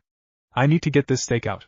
I need to see her looking at me with love in her eyes. The whole time he was going through the mental list, he was pushing the stake out of his upper right chest. The pain would have been unbearable if he didn't have the thought of the woman he loved waiting for him to come back. The last forceful shove caused him to cry out as pain coursed through his whole body. For a minute he was completely paralyzed. He couldn't move and he could hardly breathe until he looked at his hand. He was clutching a major portion of the wooden splinter, and his heart sank as he realized that there were some pieces lodged in his chest. Outside the arena, Narelle was weeping. Kixer couldn't believe what he was seeing. This from his sister, the one who could take torture that would kill a normal ninja from Chunin to Jonin level. His sister, the one who couldn't bring herself to cry at their parents' funeral. Narelle, don't you miss them? How cold-hearted are you? Brother, Mommy and Daddy wouldn't want us to live our lives in mourning when there was nothing we could do. They would want us to have normal lives and actually live our lives. He remembered the look he gave her. Her eyes were full of pain, but she kept it pent up inside until now. He wrapped his arms around his sister, and she wept on his shoulder. He's doing this for you. Ever since the mission where you finally opened up to him. Narelle's sobs became quiet and slow as her brother rocked her. She remembered that day. They were on their way home when a rock slide had come down, rushing towards her, and she had no time to react, but Naruto did. He pushed her out of the way and used the wind jutsu to force most of the rocks to the side, but one boulder he couldn't stop and it crashed down on his left leg. When the smoke cleared, the twins saw him there unmoving as his face twisted in agony. He told that day that he liked her. He liked her a lot. She knew then that she also liked him, and she was the one who held his hand and poured out her whole life as Kixer sliced through the rock with lightning. Now that day had come again, except the feelings they had for each other had become stronger, and she wasn't there to help him. She was lost in thought until she heard an ear-splitting howl tear through the entire room. Kixer squeezed her one more time before turning her around to the screen where her lover watched on as his last enemy fell to the ground with a thud. Before either of the men could react, she was through the door. If she had stayed just a few seconds longer, she would have seen that her lover quickly joined his enemy on the ground. Inside the arena, the howl that Alpha gave before dying, Naruto assumed it was supposed to be loud, but he couldn't hear that well. His vision was fading as he felt himself swaying on his feet. The ground was coming to pay him a visit. Too bad he wouldn't be there to greet it. Chapter 10. No pain, no gain. Pain. Even in the dark he couldn't escape, coursing, surging, pulsing through his body as he tried to reconnect to the world again. He could hear voices but couldn't make out what they were saying. He could feel what someone thought were light pinches and tugs. In reality they were excruciating as each one sent a new jolt of pain through him. He tried to pull his eyes open but they wouldn't listen to him. Ugh, open. He turned his head before a sharp tug raised a moan from his throat. The tugging continued down his back, only pausing for a moment as another moan escaped. His mind was coming back along with the memory of what happened. As he was replaying the scenes in his head, he felt his body moving. He was on his side, then on his back. Fingers began probing the wound, blinding him with pain as his eyes shot open. Naruto! You're awake. How do you feel? Does this hurt? Do you want more morphine? Kixer was talking too fast and Naruto just stared at him. What? Are you okay? Are you okay? Naruto started to struggle, but Kixer just put his hand on the blonde's shoulder. No, don't get up, the doc is still working on you. Naruto froze and looked to the doc, who was hunched over his side. The doc looked up and smiled, or what looked like a smile under the mask. Hello Naruto, I'm glad that you had enough common sense to get the biggest piece out, or you probably wouldn't be here. Naruto smiled but winced as more blood slipped away, The doctor turned back and picked up his tweezers. Just hang on, kiddo, there's still quite a bit in there. Just open the door and check on him. Her hand froze next to the handle when she heard a sharp cry from inside. She cringed and slowly backed up to the bench across from the door. Oh. He's in pain and there's nothing I can do. Narelle? Are you going to go in? Aimé was standing off to the side with his hands in his pockets, watching her with caution in his eyes. Master, he's seriously injured and I just can't make myself go in and look at him. His eyes changed into an expression called amusement. Narelle, you see, if you had gone on more missions with Naruto in the past few weeks, then you would know that most injuries aren't serious when it comes to him. She just stared. You're sure? 'Cause I don't really think that I can believe that. He smiled and lifted her up towards the door. Yes, I'm sure. I'm also sure that seeing you would do him good, and he opened the door. Now come along and brighten his day. All three men looked to the door when it opened and Narelle and Master stepped in. Naruto smiled when her troubled expression met his. The doctor chuckled and muttered to himself about how he caught something mighty fine. So you finally got forced in here by none other than the big master himself, huh? Kixer said with a smirk as Narelle cast a glare and Master smiled to himself. About time, right? She's been sitting out there since we brought him in. The doc said as plucked another piece of wood out of the gash. Naruto looked over to his girlfriend, smile gone. How long have I been laying here? Oh, about a day and a half. What? Kixer patted his friend's head. There were a lot of wood bits. He said, motioned with his chin to a mini empty Everest of wooden splinters on a metal tray and another tray that had an ever-growing pile on it. Aimé stepped forward and smiled down at the team. You passed the third hardest simulator in the whole center. Congratulations. Naruto smiled as the news hit home. Cool. Thanks M.A. A.H. The pain came back for a visit and smacked Naruto in the face when it arrived. Narelle rushed forward and grabbed his hand. Naruto? He opened one eye and moaned. Dang it, Doc. You should really tell me before you just stab me with a needle. I'm not stabbing you with just a needle, silly boy. I'm stabbing you with a needle and super strong thread. Jerk, Naruto muttered under his breath as the needle plunged through again and again until he heard a snap and felt tugging. There you go, kiddo. All patched up.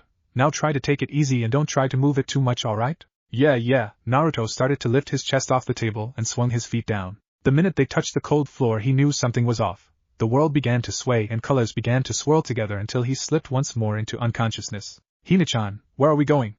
Kiba was being dragged through the streets until they stopped in front of Choji's favorite barbecue restaurant. Just relax, Kiba-kun, we're here, she said with a laugh as she pushed open the door. They stepped into the large room where an incredibly long line of people were standing while waiting for a table. Maybe we should try somewhere else, Hinata, Kiba said while looking around at the crowded tables and bustling servers. Kiba! Hinata! Over here!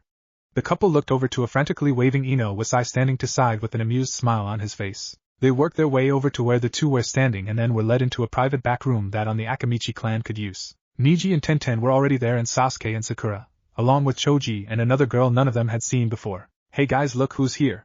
Ino ran ahead as Kiba kept pace with Sai, his arm around Hinata. Well, Sai, you two certainly balance each other out.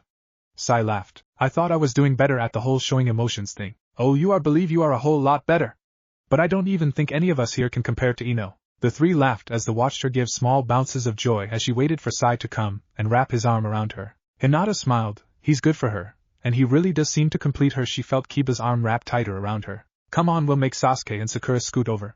He chuckled as he said it loud enough for said couple to hear. Every looked over to the two and started to laugh as they saw the position they were in. Sakura's fingers were laced tightly in Sasuke's hair, and his arms were wrapped tightly around her waist. Sasuke slowly let his girlfriend go and moved down the booth muttering something about how Sakura started it. She laughed and placed her head on his shoulder. And here I thought you were actually enjoying yourself. He smiled at her false hurt expression. Oh, I did my cherry blossom. The mystery girl that Choji had his arm around smiled. Oh, you two even have cute nicknames for each other. The raven-haired and pink-haired teens looked over at her, and I ruined the moment. She looked down with a blush. Kiba started to laugh as a waiter came by and took their orders. So I'm Kiba Inuzuka and this is Hinata Hyuga. I'm Sakura Haruno and this is Sasuke Uchiha. I'm Ino Yamanaka and this is Sai. Well, this is Sai. The girl smiled. I'm Liana Mariano, MHRENO, and this is Choji. The food arrived and Choji and Liana both jumped up yelling, Pork is mine! Everyone gaped as the two turned to face each other, and both turned red. That is of the pork is hers. Everyone's jaws hit the floor as their eyes grew 10 times in size. Choji was giving up his pork. Pork. Barbecue pork. Liana was still blushing but looked up to him. We can share it, Choji-kun. His head snapped toward her as she put her hand on the side of his face. They both turned and faced the group. What? Niji and Tenten were walking through the park hand in hand with Tenten's head was leaning against his shoulder. You alright, Niji? You look kind of nervous. Why yeah, I'm alright. She stopped, slipped her hands around his neck. Are you sure you're okay, Niji-kun? He smiled. Yeah, I'll be fine now. Why is the peach? His lips crashed against hers and their tongues battled and the sun reflected of the blue pond. Okay, little boy. Spill it. Why are you evasive? Temari put her hands on her hips and cocked them to one side. Shikamaru smirked as he slipped his hand around said hips and pulled her against him. Troublesome women.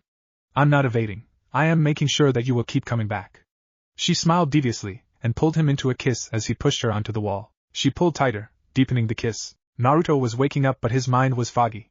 He knew that there were people in the room but he couldn't make out clear shapes. One of them appeared as a big white blur standing next to black blur. Naruto, can you hear me? The black blur leaned closer and the image got clearer.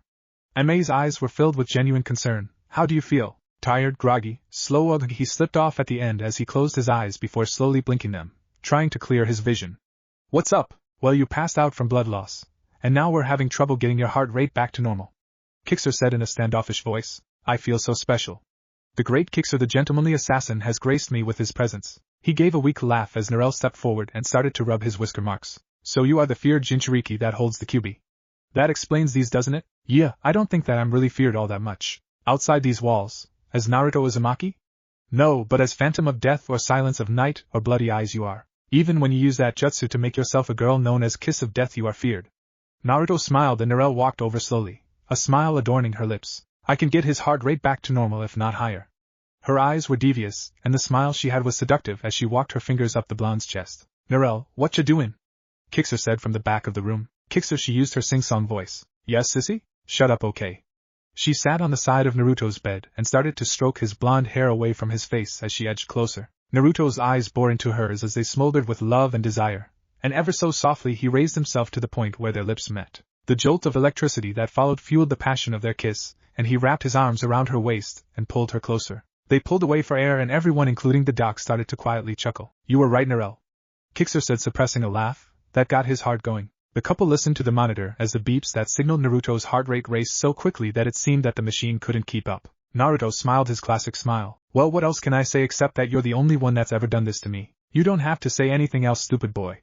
She said as she began to lean down only to have Naruto push himself upward into another kiss. But this time Naruto pulled her closer, causing her to groan. He felt something cool brush his lips, which he opened to allow her tongue to dance with his until Aime stepped in. Okay, we don't want his heart to stop now. They broke off the kiss and Naruto smiled before groaning and collapsing onto the bed. Ah, now look what you did, Narelle. Kixer? Yo-W. With one last glance backwards she left the room and headed to her own to relive what just happened. 2 months later, Narelle was watching Naruto lower the barbell to his chest before raising it to the full extent of his arms and placing it back on the rack. She smiled as he took the towel he kept at hand and wiped the sweat off his arms, chest, and neck before turning his gaze onto her. Alright, muscles, go take a shower and I'll see you at lunch. Kay, pick me up some miso ramen? Sure thing, she said as she trotted out of the room. Naruto walked to his own room and stepped into the hot spray, relaxing his muscles. He thought of Narelle, her big deep purple eyes that made him want to confess everything to her, her luscious brown hair that swayed back and forth with her light steps, her long legs that gave her unearthly grace with anything she did. Everything about her was perfect to him. She was the perfect height, and her voice was that of an angel. Last but not least, she had the perfect hourglass shape. She wasn't as big other girls, but that's okay. He honestly didn't want a girl that was like Tsunade. He got out and got dressed in his usual get-up before heading through the lunchroom doors where he would see her waiting for him. Look at you! Or so he thought. Standing in front of him was what had to be a Tsunade wannabe. Only she had dark hair that was cropped short, and dark eyes that almost looked lifeless. Tall, tan, muscular, he pulled away from her hand that was starting to stroke his shoulders. Stop. She seemed taken aback by his blunt answer to her flirting. Oh, don't be like that. I only want what's best for you, sweet thing. Not interested. She took some steps towards him only to have killer intent shot her way. Taisha! Get away from my boyfriend. Narelle looked ready to rip the girl limb from limb. Your boyfriend? Haha, no way. This stud can't be yours. You have nothing to offer. That got his attention. How dare you? Huh, Narelle is the perfect woman for me. I'd rather have her than anyone else here. Especially over a slut like you. He wrapped his arm around Narelle's waist and pulled her close as they walked together to their table where Kixer was watching with an amused smile. Liana was watching Naruto closely as he walked away. She licked her lips, imagining many ways to try to win him over. Chapter 11, New Personality. You are a very beautiful woman. The fat man attempted at a growl, but it came out more like a cough and a hiccup. Inside his mind Naruto's sweat dropped. This guy is so nasty. I can see why they want me to get rid of him. He swung his false female hips and flipped his long blonde hair. With a smile and a wink that fatty had hearts in his eyes. Thank you, handsome. Gag. He shuddered internally. How would you like to join me for dinner tonight? We could meet at my place and I'll fix you up something real special. Naruto wasn't stupid, he knew that the man wanted to get down his pants skirt. He smiled seductively and used his fingers to walk up the man's arm and whispered in his ear, I would like that very much. See you tonight, stud. And with that she walked off, making sure that Tubby over there could see the swishing hips. Later that night, the man's lifeless eyes stared back at Naruto, and he shuddered. He really didn't like killing and he knew he would have to do it as a ninja anyway, but the hollow dark eyes always got to him. The fact that, minutes earlier, they had shimmered with life. And now get a hold of yourself, Naruto. Just head back to the center and Kixer will help you through this. He leaped from the window, and started to fly through the trees while trying to banish the memory of the man. He slowed to a slow pace to drop his disguise and looked up at the moon. It was a crescent moon, and didn't give off much light, but he knew the path by heart. Sasuke and Sakura were walking slowly through the forest around the land of waves when they sensed something coming towards them. Sakura stopped and turned to face whoever was coming their way, and Sasuke stayed close to her, just in case. The figure wasn't moving as quickly as before, and the way the chakra felt lowered his guard. You recognize it too? He turned to the pink-haired teen. Yeah, it feels like you know who. As the figure got closer they could start to make out the silhouette, and then a little more color and depth until the bright cerulean eyes caught theirs. Crud, I was so distracted with trying to get myself in check that I didn't bother to even look where I was going or sense the chakra signatures. Naruto? Sasuke took a step forward and Naruto took two back, shocking them both. Naruto? It's just us. We won't take you against your will. Yes, you would. He said matter-of-factly with a smile on his face. Yeah, you're right, we would. Sakura said jokingly, mimicking his smile. It's alright, Naruto, we won't take you with us. But could you at least spare some time to talk? Naruto's eyes widened as he thought it over before he smiled, gently this time. Sure, guys. I'm so bored. Taisha was sitting in her room, swinging her legs like an innocent child. Everything I've tried against the sexy blonde boy didn't work. Why doesn't he want me? I've had almost every boy falling for me, and then here comes a guy I actually want to spend time with, and he's not interested. She growled to herself before flopping down on her bed. Swimming pool. He's late. Kixer turned his head from the grill to his sister, who was reading a book on one of the pool chairs. Yeah, he's never late. Kixer looked back to the burgers he was cooking. Maybe he failed. They both laughed. It was funny. He doesn't fail. Not true. Kixer said, waving his spatula at her. Okay, so he fails occasionally. That's a good word for it. Forrest, so you're one test away from becoming an assassin's apprentice. But you're not sure that you want it. No, I want it. Heck, I want it a lot. But I'm not sure about the last test. The others made an O shape with their mouths, and the next few minutes were silent. So, you say there are both boys and girls at the center? Naruto raised one eyebrow and nodded slowly. Have any of them caught your eye? Naruto smiled. Maybe. Thought so. I expected you to have someone, and I'm sure that one look at you and she won't be able to say no. Naruto blushed as he looked down and nudged the dirt with his toe. Ah, come on. That's not fair. You can't just say that and then not answer anything else. Sakura was freaking and Sasuke smiled at her rage before turning to the blonde. So, both looked at him. Do you like her a lot? Is she pretty? What's her name? Naruto was blushing heavily now, and even in the fading moonlight they could finally see it. Ah, Naruto. Sakura used a sing-song voice. You're blushing. What? No, I'm not. Deny it all you want, but we can see it. Sasuke was laughing as he said it, but tried to hold it back. Sakura, however, didn't attempt to hide it at all. Her name is Narelle, and I do like her a lot. Sasuke and Sakura stopped as Naruto's face changed from regular old Naruto to something that had never seen before. She is the most beautiful person I have ever met. She has long brown hair that sways when she walks and deep purple eyes that sparkle when she smiles. Her smile and laugh are both amazing to see and hear, not to mention contagious. And when she smiles at me I forget everything else but her, and how I want to keep her safe. Naruto looked up and saw that Sasuke was shocked and Sakura was smiling sweetly. Sounds like the biggest crush you've ever had. Sasuke said with a chuckle. We're dating. The raven-haired boy stopped. She's been my girlfriend for a while now. Sakura's smile got even bigger. Then this is way more than just a crush, stupid. Naruto looked at her quizzically. Then what is it? How do you feel when you kiss? Naruto raised his eyebrows and they noticed that his headband was missing. I feel like there's no other place I should be, and there's no one else I should be with. Both of his friends were looking at him and Sasuke spoke up. This is serious. Naruto, this isn't just I like you, this is more like I love you. Naruto looked down and started blushing again. Naruto, I think you guys are right. They both gaped at him. I think I'm in love with Narelle. MA's office. They were talking about rival assassin training centers when Narelle sneezed. Oh Narelle, someone's talking about you. Narelle blushed. She had a good idea of who it was. Now you're blushing. I'm sure I know who it is. Master said, waving a finger towards the brunette. Hey. Kixer joined in. Let's see, I'm picturing someone taller than you, blonde, blue eyes, and little whisker marks on each side of his face. Yes, Kixer, that sounds like what I was picturing also. Poor Narelle was smiling and blushing while the two continued. Suddenly a screen popped up that was all black and a voice came through. Phantom of Death will serve me.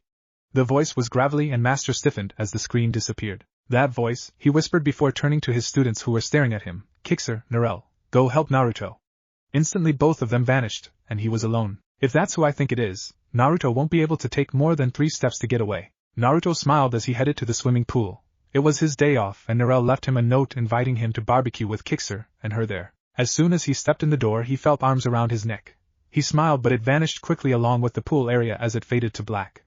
These weren't her arms. He tried to pull away but the arms were strong and when he broke free of one pair more sprouted from the darkness and held him down. He screamed with rage and fought harder along with trying to recall what had happened. Sir. A young doctor presented himself to the shriveled man. What do you have to report? His voice was weak and raspy, barely above a whisper. He is stronger than the others, in both ways. He has already snapped through 6 of the restraints, and at the same time is fighting the sedative to try and recover his memories. The old man gave the impression of smiling. That is why we must make him into the perfect assassin.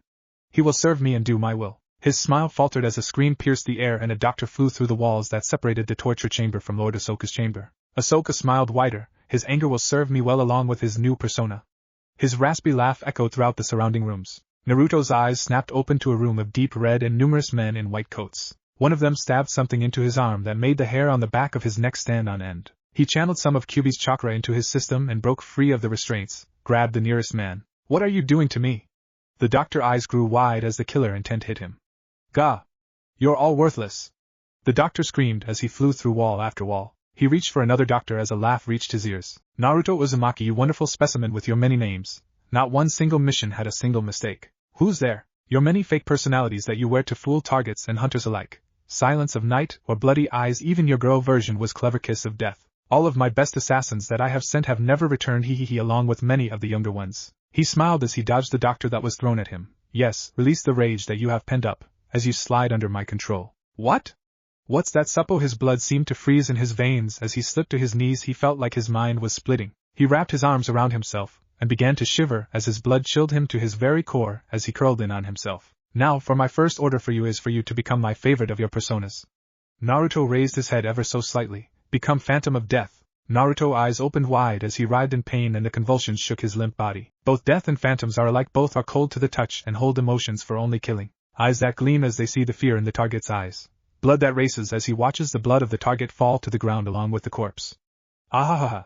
Naruto's convulsions ceased but the writhing increased, and he screamed as dark energy wrapped itself around him, and the screaming began. Master, we were too late. Narelle was standing aside, looking into the sky while Kixer reported to Ma. This can't be good. Come home, you two. We have to make sure that nothing happens to you two also. His eyes opened and he gasped as he sat up. Just a dream again. The doors slid open and his master stepped in. Phantom. He was at his master's feet in a second, bowing so that his lips were inches away from his boots. Rise, my pawn. There is someone I need you to kill. Naruto rose and a wicked grin spread across his face. Only one, my liege? Chapter 12, revealing the hidden truth. Narelle was shedding silent tears that Kixer had only seen one other time. Only the other time was for her parents, and she was sobbing a lot harder when no one was looking. These tears were for her Naruto-kun, the one man outside her family that treated how she should be in her brother's eyes. Kixer walked over and wrapped his arms around his sister, slowly rocking her back and forth. We have to save him, Kixer. We have to. More salty drops slipped from her eyes and onto his shirt. And we will, I know we will. The doors slid open and Master walked in with his brisk stride. Yes, we will get him back, but it certainly will not be easy. He put the folder he had onto the desk and leaned against it while placing his fingers together. Narelle peeled herself off of her brother and dried her tears. The silence dragged on while their master was deep in thought. Finally, he opened his eyes. Have either of you heard of our one rival assassination group? Both shook their heads. The leader of this group is deranged. His followers are strictly obedient to his every wish. If he asked for your leg or arm, you gave it. If he wanted your head on a silver platter and hand-delivered by your mother, it was so. Kixer and Narelle narrowed their eyes. If he wanted Naruto, he'd have him hand-delivered. The twins finished each other's sentences. They worked well together and knew it. Other than Naruto, these two were the best Ma had trained. They knew that as well, but they were different. They didn't let their status get to them. They cared about carrying out the mission. And like Naruto, they weren't perfectly comfortably with killing someone even with a very good cause. The three of them needed each other. A maniacal grin slithered onto his face as the target backed into a corner.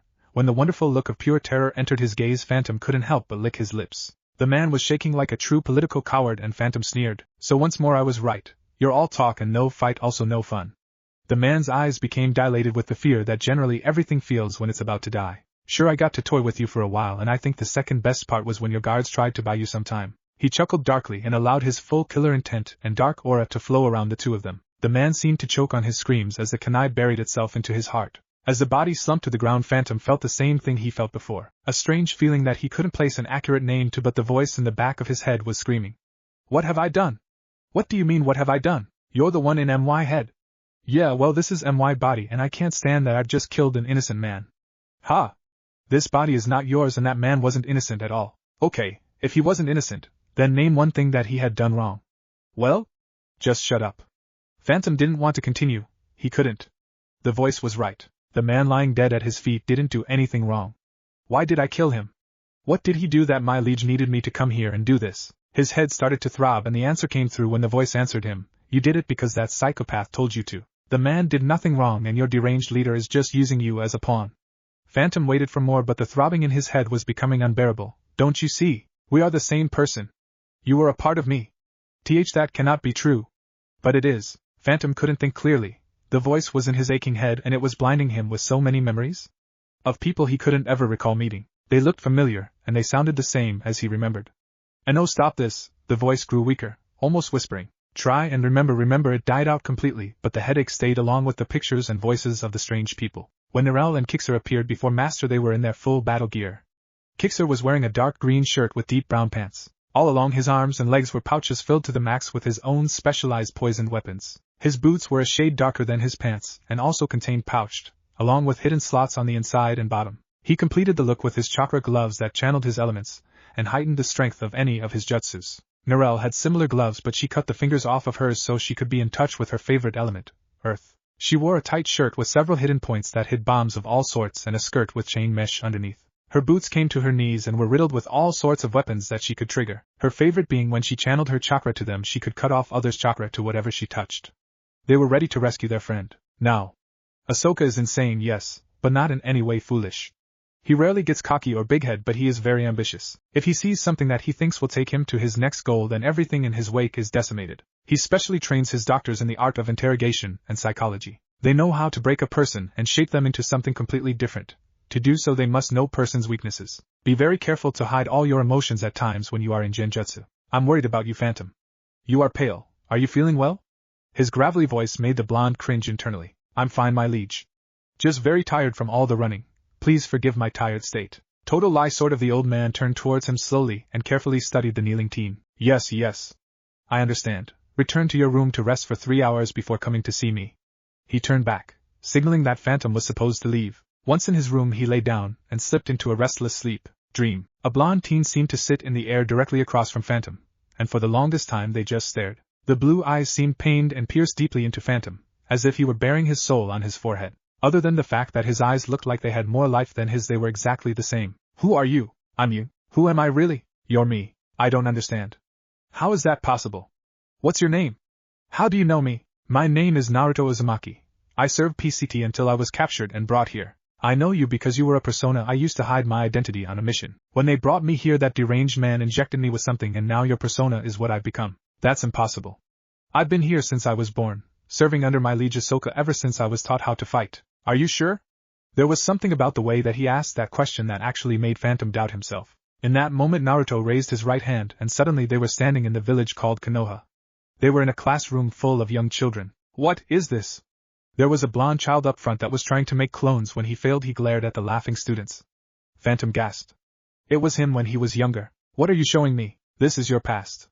Your true past. The one where you weren't thought of yet and were still in my head as just a persona. You're lying. Ask yourself, does your leader care about you at all? Don't you dream of a girl and boy every night? The boy has white hair and green eyes while the girl has long brown hair and dark purple eyes. How do you know this? Because you're a part of me. Those two were my close friends. When you dream of them, you feel two emotions. Ones that you cannot describe. And I suppose that you do? Yeah, I do. You miss them, and it hurts worse than getting tortured, and the world was fading as his body was telling him that his 3 hours were almost up. Please! What is the other? Naruto smiled a knowing smile, but the pain stayed in his eyes. Love, the world vanished into nothingness, and Phantom opened his eyes. Yes, he felt the two emotions and knew that Naruto was right. He felt the pain and the love. Also, nudging at the back of his mind, he felt that Naruto was right about him just being a persona. Chapter 13 Live Free or Let Me Die, Part 1. The night was cold as their breath came out in white clouds of steam, too cold to be natural, but they kept running, they kept pushing forward. Their goal was near and weather genjutsu wasn't going to stop them. They cloaked their chakra signatures and leapt through the rough pine branches.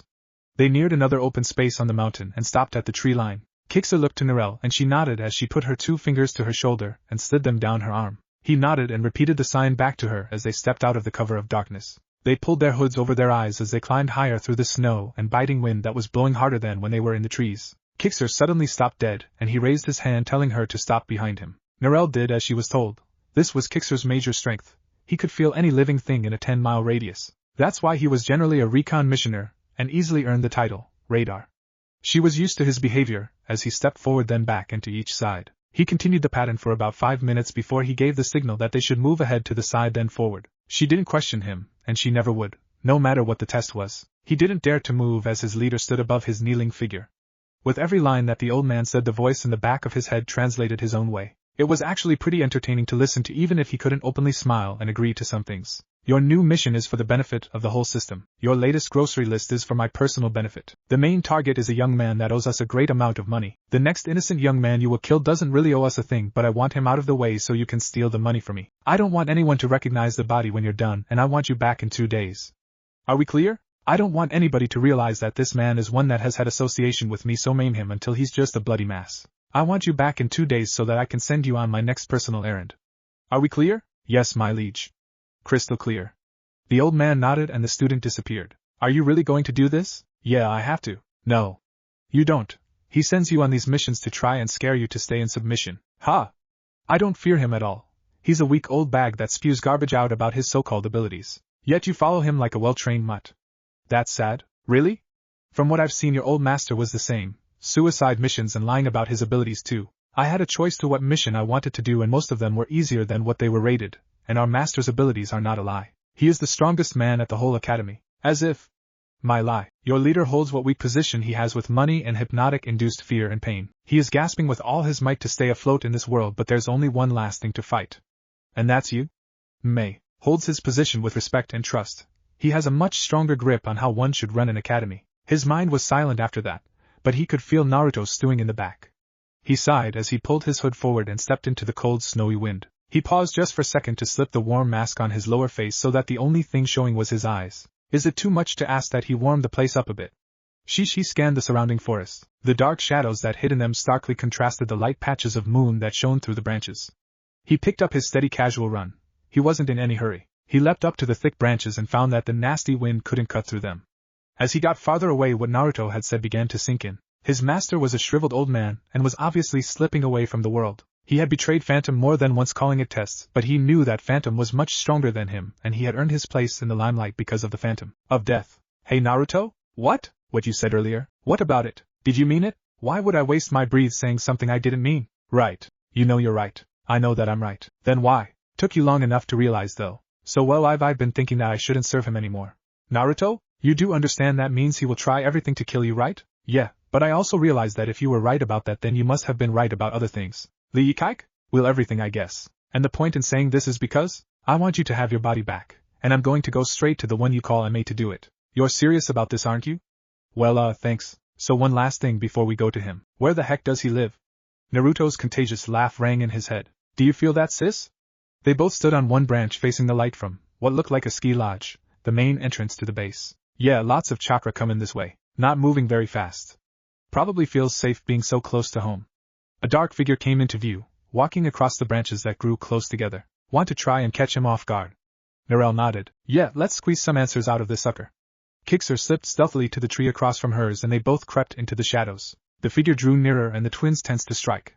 Right when his right foot touched a branch between the two trees, they lashed out. Kixer had his legs and Narelle his arms as they forcefully jumped from the trees. Gaining considerable distance from the house, they slammed the hidden figure into the ground. As Kixer was pinning him to the ground with some of his many kunai, he began to mumble. Guess we used too much strength, bro. You think so? I'd say that it was a good amount for this one. The man's eyes shot open and the twins gasped. They were a brilliant cerulean blue like Naruto's. The only difference was that there was a ring of silver outlining his pupils. Said eyes grew wider as he gasped. It's you. The twins looked at each other, both wondering why he wasn't trying to get away. Kixer. Narelle. What are you doing here? Eve missed you guys so much. Shut up. They can't hear you. A sharp pain drew him back to the outside world where he realized that Narelle had slapped him. She was crying and it took him forever to realize that they had taken off his mask and hood. We thought he was torturing you for information. Kixer quietly whispered. Well, he did. Narelle jerked back from him, and Kixer slid a kunai to his throat. Him? Naruto/Phantom sneered. I said he tortured me for information. I didn't say he got information. The tension eased into an awkward silence until Narelle leaned in and started to release the bindings. Come on. Let's get you home where you belong. Right, about that. The others froze. Where exactly is that again?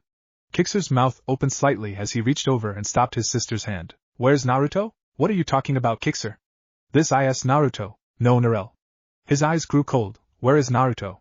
Naruto/Phantom gulped audibly when Narelle turned towards him, eyes that made Kixer's look tropical. This is her forte, interrogation. She reared back and slammed her fist into his abdomen. Spit and blood flew from his mouth as a gasp of pain lodged itself in his throat. What have you done to my Naruto?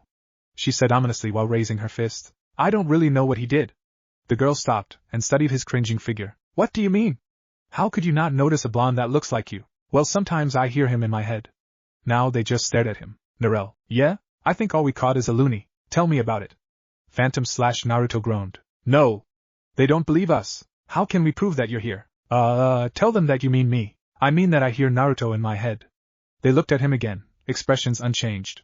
Phantom followed what Naruto was saying. His name is Naruto Uzumaki. You two are twins and the last of your clan. You're Kixer and a best friend to Naruto, and you Narelle, the love of Naruto's life. Hey. Too much info there, buddy. Now their expressions changed. How do you know all this? Like I said, I hear Naruto talking to me in my head. He said that I, Phantom of Death, was just a persona that he used, and that the old man I used to serve gave him some weird injection that made me him and pushed him to the recesses of my mind. Narelle turned towards her brother. What do you think? Well, it seems that he is being honest, but we can't know for sure. Yes, you can. Man, oh man. Naruto is screaming at you right now. What's he saying? The teen's eyes grew dull for a second but returned to normal. He says that you guys have no idea how much he's missed you and hated working for someone other than MA? He wants to back to working at Dapti right away. That's all? From him. What do you think, Phantom? I want to give him back his body. Alright then. Kixer said as he quickly pulled out the kunai and stood.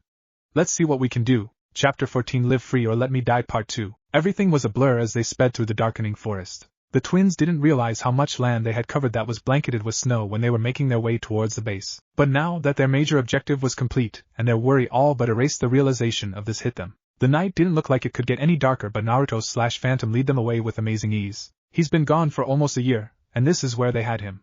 Look at this guy. He's memorized every stick and branch and limb of this path. Kixer was deep in thought, distracting himself from the biting winds that every so often broke through the foliage defense. Narelle was another story. Though bundled warmly, the wind only added to the chills she was suffering from. Her worry and fear had only but increased from what seemed to be their downfall after they found Naruto. What if we can't bring him back? What if some of his memories are lost forever? What if he doesn't want to come back after we try to release him? These questions tormented her as she mechanically moved her legs in a steady rhythm. She tried to shake the demented thoughts, but they clung to her mind as if they had claws that had buried themselves into her brain. Another burst of wind and she shuddered more violently than before. Her foot caught the dead branch, and she felt herself falling. Ma paced the room, never stopping or breaking his stride. His wife had come to try to get him to eat something but to no avail. She saw it in his eyes and knew that he was feeling the same thing that she was. Flashback. Now come at me, my boy. Put as much force as you can into your kick. The young blue-haired boy raced forward and swung his leg out. As soon as it connected, the clone disappeared, and the boy thrust his small fist into the air. I did it, Daddy. He ran to the tall man as he strode away from the tree he was leaning against. A young woman smiled as she watched the father swing the little child in his arms before lifting him to his shoulders. Mommy! Mommy! Did you see me? I'll be great one day just like Daddy. I won't give up on this dream. I promise. A tear ran down her cheek as she thought of their son. But like most of their happy early life, he left them too suddenly. The young boy was lying in the hospital bed, all the luster gone from his eyes, all the color gone from his innocent face. The parents sat next to his bed, their warm tears leaving frozen trails on their cheeks. They had long since given up on trying to wipe them away. Mommy, Daddy? His voice was barely audible now. The father clutched his hand tightly. His miniature frozen one in his warm big one. Pita! My son, my only son. More tears came to his eyes as the young boy now reached across with his free hand and wiped them away. His cold hand freezing the trails prematurely. Soon his own lifeless eyes filled with tears that slowly slipped down his gray cheeks. Does it hurt? Do you want more medicine? No, Daddy, no. The only thing that hurts is watching you cry. He paused as more tears slipped down the family's cheeks. Please don't cry. Mommy, Daddy, it hurts to watch you cry. The mother gripped his other hand firmly in her own. My baby boy, it hurts us to lose you. I'm sorry I couldn't keep my promise. I wish I could. The mother lost it. Her sobbing was unbridled and the frail boy turned towards his father. I feel like going to sleep. My son, oh my son, Daddy, I think I'm done now. His father's head snapped up as the mother came to her senses and embraced the boy. Are you afraid, Peter? His father's voice full of sadness. Peter paused as he put some real thought into his final answer. His eyelids were drooping and his skin was getting even more frigid. He smiled his classic smile, from ear to ear and eyes shut tightly, as he breathed his last answer. I could never be scared about going home. His head slid silently to the side and the trio once more became a duo. End flashback. Ma sat with his wife as she wept the tears that she had been holding back since that day. He knew that they shared the same train of thoughts just then, and were reminded of how much Naruto was like their long-dead son, Peter. Maybe that's what drew me to him in the first place. No questions asked, I just saw him and took him. Simple as that. He sat with his wife in his arms for another 2 hours before the sobbing slowly dissipated into sniffling, and then disappeared altogether. She began to step up from the security of his arms and nodded to him, letting him know that she would be all right. She slowly walked back to the direction of their room as if her feet had been weighted down with the many bricks of life. Her arm hurt as her head pounded along with the rhythm of her pulse. Their voices called out to her as she fought herself for consciousness. Narelle? His voice called to her as softly as a dove's calming call. She fought harder until light began to pierce through the darkness that held her. The blurred images of 2 boys leaning over her slowly became clear. I'm so glad that you're awake. You scared Kixer and me so much when you slipped. She sat up, slowly winced as her arm screamed in protest. What happened? You hit an ice layer on one of the branches and almost fell about 20 feet to the ground. She looked from the two of them. Almost? Her brother motioned to the blonde teen watching her carefully. He snagged your arm just after you started to fall. Your shoulder was dislocated and your wrist is bruised pretty badly, but it would have been a ton worse had you hit the ground. She felt a pang of doubt. Hitting the ground seemed a lot better than this. At least then she would have been out cold longer, and wouldn't have felt the pain too prominently. She rubbed her shoulder, absently acknowledging that her brother had put it back into its place. When she snapped back to attention, she was frozen by the pools of cerulean emotion that were studying her carefully. Are you sure you're okay? She forgot everything else and leaned in closer until their lips met. She felt him hesitate for an eternity before, slowly, he began to kiss her back until he moaned and pulled away, clutching his head. How about you? You feeling all right? He shook his head as Kixer watched in awe. My head is killing me. You didn't notice it, did you? They turned to look at the white-haired teen. Your eyes, Naruto. That weird silver ring, by the way, what is that anyway? It's the sign that Naruto is in the back of my head and I'm in control. Well, when she kissed you it vanished, completely gone, Al Zippo. He motioned with his hands to reflect his point. Then that means that kissing Narelle is one way to get Naruto back. The blonde stood quickly before putting a hand to his head once more. And now I have a killer headache. Narelle stood now and brushed herself off. She realized that she didn't feel cold at all and looked to see that Naruto had taken off his jacket and given it to her. Why did you give me this? You will freeze and get pneumonia, stupid. Her hand started for the zipper, but his own stopped it. She gasped. His hands were as warm as they would be if they were at He Beach. I don't really need it. He zipped her back up, his warm hand brushing against her chest as the silver ring disappeared suddenly. But I do need you. She blushed heavily but hid it by quickly leaping to the trees above them. Kixer stepped forward and crossed his arms. Oh, Narelle. We're going the other way. Her blur flashed above them silently, now heading in said direction, while her brother laughed in his own way that made Naruto feel at home again. Chapter 15 Live Free or Let Me Die Part 3. They burst through the doors which clattered loudly against the walls, not even bothering to consider the sleeping Ma waiting in the room. He jolted from his sleep and barely missed Kixer's side with the knife that he slept with when he wasn't in his room. Kixer easily sidestepped out of the way before calmly putting his hand on his master's shoulder. Master. It's just Narelle and I. The tired man slowly focused his eyes on the trio before visibly brightening. Naruto. Welcome, BA. They knew that he wouldn't have missed it. He was the master for a reason.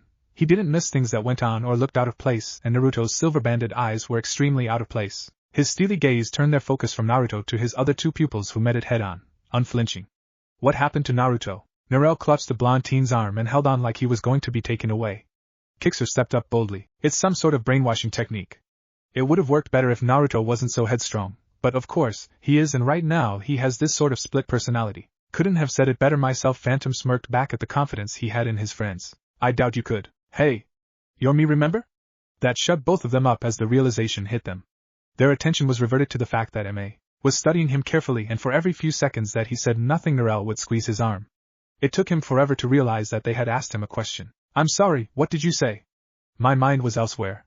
Ma sighed and turned to his gaze to Narelle. Internal conversation. She nodded to his statement. What I asked was who is the persona that is in control. Naruto/Phantom made an O shape with his mouth. Phantom of Death. Alright, that's a pretty obvious choice for Ahsoka. Ma sighed and ran a hand through his hair. Do you remember anything about how I can't? His answer came so fast that Ma was taken aback and remained silent. Kixer spoke for him. What do you mean by that? Naruto should remember exactly what happened, right? I mean what I said, and Naruto does remember. But whenever I try to get the memories I just can't. Narelle released his arm and looked at her brother, and then back to Naruto/Phantom. I'm sorry. I really wish I could help more than that, but it doesn't work out well. Hey man, it's okay. Knowing the three people in front of you, they'll think of something. No, it's not okay if I try to remember what you remember, then dash. I said don't worry about it, okay? If they ask you to remember, then just try and they'll take care of the rest. Hello? Wakey. Phantom snapped his mind back to the hand that was being waved in front of his face. Huh? What? The others just sighed and looked at each other. They would have to get used to these conversations. Will you try to remember for us? I don't know, it's not exactly the best feeling when I try to remember what happened. You should at least try for us. He nodded as the room fell silent, and no one moved to fill the void this time. Gaara, will you talk to me? Tamari followed her little brother through the hallways of their large estate. You just stopped talking to anyone for 2 weeks now. She stepped in front of the redhead, stopping him dead. Tamari studied his expression closely. Nothing on the outside had changed that much except his eyes. They looked like he was deep in thought all the time. Not now, Tamari. He gently moved her aside. I need some time to think. He looked away from his sister, and kept walking before turning onto a connecting hallway. Kankuro was just walking the opposite direction of said hallway and stopped next to his sister. At least he finally said something, even though it was just to brush you off. His sister's fist came down hard on his head. Idiot! He hasn't spoken to anyone unless he absolutely had to in forever.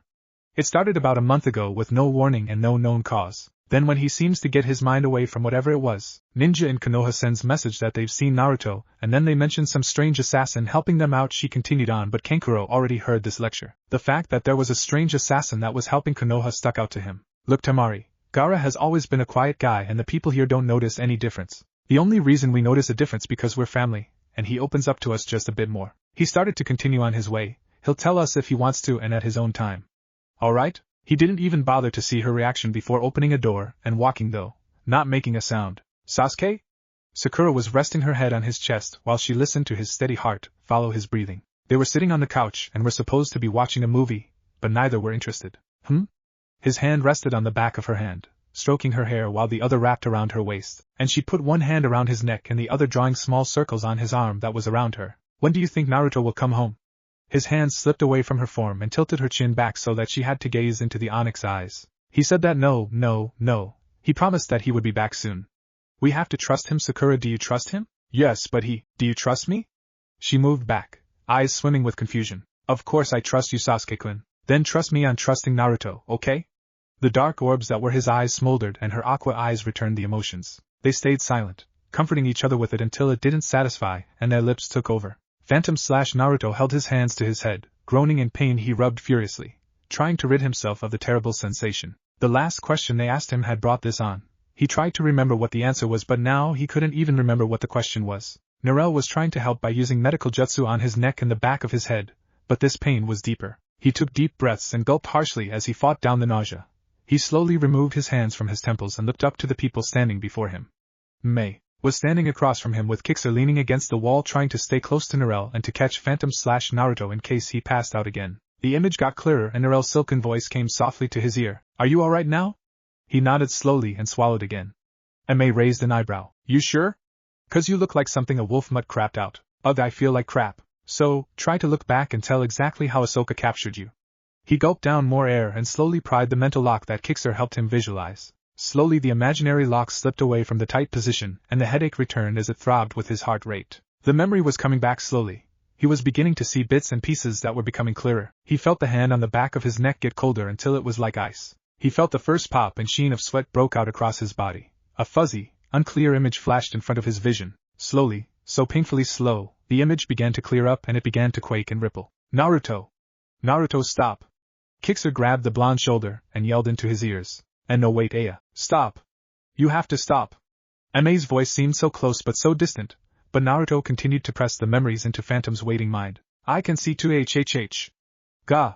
Pain erupted through his whole body as the image strained to stay complete and clear. He felt hot and cold at the same time as he felt Kixer holding his shoulders. Two people. His groan began a piercing scream of agony as the image burned itself into place, and he felt himself falling. The floor was not inviting as it knocked the wind and sense from his being, but it paled in comparison to the fire-like agony in his skull as it shot and coursed throughout his body. Voices were all around him, but their words were incoherent as the image came on full-blown. Phantom was impressed. It was an entire flashback. Crud, I was so distracted with trying to get myself in check that I didn't bother to even look where I was going or sense the chakra signatures. Naruto? Sasuke took a step forward and Naruto took two back, shocking them both. Naruto? It's just us. We won't take you against your will. Yes, you would, he said matter-of-factly with a smile on his face. Yeah, you're right, we would, Sakura said jokingly, mimicking his smile. It's alright, Naruto, we won't take you with us, but could you at least spare some time to talk? Naruto's eyes widened as he thought it over before he smiled, gently this time. Sure, guys. Time lapse. So you're one test away from becoming an assassin's apprentice, but you're not sure that you want it. No, I want it. Heck, I want it a lot. But I'm not sure about the last test. The others made an O shape with their mouths, and the next few minutes were silent. So, you say there are both boys and girls at the center? Naruto raised one eyebrow and nodded slowly. Have any of them caught your eye? Naruto smiled. Maybe. Thought so. I expected you to have someone, and I'm sure that one look at you and she won't be able to say no. Naruto blushed as he looked down and nudged the dirt with his toe. Ah, come on. That's not fair. You can't just say that and then not answer anything else. Sakura was freaking and Sasuke smiled at her rage before turning to the blonde. So, both looked at him. Do you like her a lot? Is she pretty? What's her name? Naruto was blushing heavily now, and even in the fading moonlight they could finally see it. Ah, Naruto. Sakura used a sing-song voice. You're blushing. What? No, I'm not. Deny it all you want, but we can see it. Sasuke was laughing as he said it, but tried to hold it back. Sakura, however, didn't attempt to hide it at all. Her name is Narelle, and I do like her a lot. Sasuke and Sakura stopped as Naruto's face changed from regular old Naruto to something that had never seen before. She is the most beautiful person I have ever met. She has long brown hair that sways when she walks and deep purple eyes that sparkle when she smiles. Her smile and laugh are both amazing to see and hear, not to mention contagious. And when she smiles at me I forget everything else but her, and how I want to keep her safe. Naruto looked up and saw that Sasuke was shocked and Sakura was smiling sweetly. Sounds like the biggest crush you've ever had, Sasuke said with a chuckle. We're dating. The raven-haired boy stopped. She's been my girlfriend for a while now. Sakura's smile got even bigger. Then this is way more than just a crush, stupid. Naruto looked at her quizzically. Then what is it? How do you feel when you kiss? Naruto raised his eyebrows and they noticed that his headband was missing. I feel like there's no other place I should be, and there's no one else I should be with. Both of his friends were looking at him and Sasuke spoke up. This is serious. Naruto, this isn't just I like you, this is more like I love you. Naruto looked down and started blushing again. Naruto? I think you guys are right. They both gaped at him. I think I'm in love with Narelle. His friends just stared at him, and he took a deep breath as the realization of this hit him. He never felt this before except on few missions with Narelle. They were up late, and Narelle managed him into a heated make-out session. Good times. Naruto paused within his mind and groaned. Phantom felt the wave of nausea and pain hit him. The image wavered along with the pain increasing, but he strained to keep it in focus. Naruto? You in there? He was brought back a sharp rapping sensation on his skull. Huh. The rapping continued. Okay, Sasuke. He didn't stop, but the Uchiha gave him the rare smile that he has only seen a handful of times before. It meant a lot to get that smile. He brushed the hand away and Sasuke gave him a laugh as he sidestepped Naruto's jab. Sakura's rubbing off on you, dope. You smile and laugh now. Sasuke's classic scowl returned to his face, but there was a smile waiting behind it. Hee, you almost seem human. Sakura joined in as Sasuke's fist popped and shook where he held it. Sakura playfully punched her boyfriend's arm. Sasuke-kun, he's just messing around with you. You're way more than human for me. She purred seductively as Sasuke pulled her body flush against his own. Their passion was stopped by Naruto shushing them. Aqua and Onyx eyes burned their warnings towards the blonde, but they were stopped by his expression. Alert and on edge. The old Naruto they knew was gone. The assassin that he had become slid into place. He mouthed, someone is here.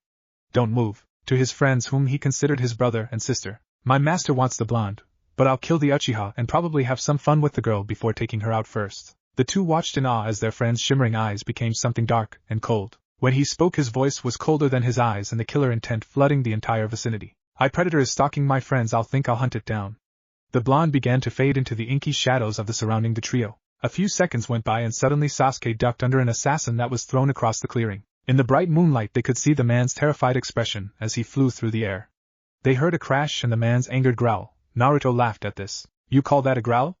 Weak, insignificant man. Sasuke shuddered and looked at Sakura, who nodded. This chakra Naruto was not happy, and he was going to make good use of something else that was also usually unhappy. They heard the man get up. On second thought, maybe I'll just hold you down and kill them while you watch. He began laughing as he stepped into the light, but he would never finish that laugh. His eyes burning blood red with hatred/intent to kill as Naruto's lithe form flashed by and a double-edged sword quickly decapitated the hysterical man. The couple stood, frozen in place as their friend slowly turned away from where the dead man's blood had sprayed him. The man's partners had tried their hardest to remain hidden, but seeing their leader fall down, then realizing who the killer was, it drove some to adrenaline-induced rage and others to whimpering cowards. Let's kill, tear him down, limb. Are you kidding? That's Pact's demon assassin, the best one in the whole group. I've heard he's better than the leader himself.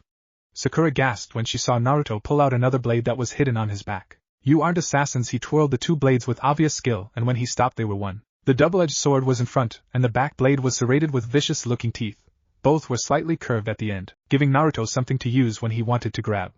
Allow me to show you the power of a true assassin. His form seemed to appear like static as he demonstrated an improved form of his father's jutsu. Screams of death and pain filled the dark, silent air. Their echoes reached no one's ears but those they had arrived with and those they were sent to take out. Sakura buried her face into Sasuke's chest as she saw the first few arms and other limbs cross the moonlight path. The last man tried to run but quickly realized it. There was no escape. The red eyes met his as Naruto walked into the clearing. He was in no hurry. My master doesn't want to kill you, he sent for you. He wants YYU to join him. Naruto's eyes narrowed. You threatened to kill my friends and that's worse. The blonde's eyes went back to normal as he got into a low stance. The blade split into the two parts without a sound. One went back behind Naruto, and he turned it so the blade ran against his arm. The other he held in a position that ran across his face. He rocked back onto his right heel and the blades became covered with wind chakra. Dark blades art. His voice was low in a barely audible whisper. Moon dance of the Black Knight. He shot forward and a sickening scream filled the air as the man's right arm came off. Naruto reappeared in front of his friends, blades ready to go again. Tell me who your master is. I wouldn't tell you, scum. Look what you did to me. Naruto rocked back again and disappeared.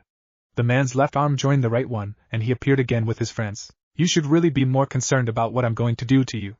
You should be glad. Normally all your limbs would be gone in about 15 seconds. He released his stance and waved away the thought. Ready to talk? The man just glared for a minute before spitting in their direction. I'd rather die. Suit yourself. I'll finish you here and the next group that comes after me will give me answers.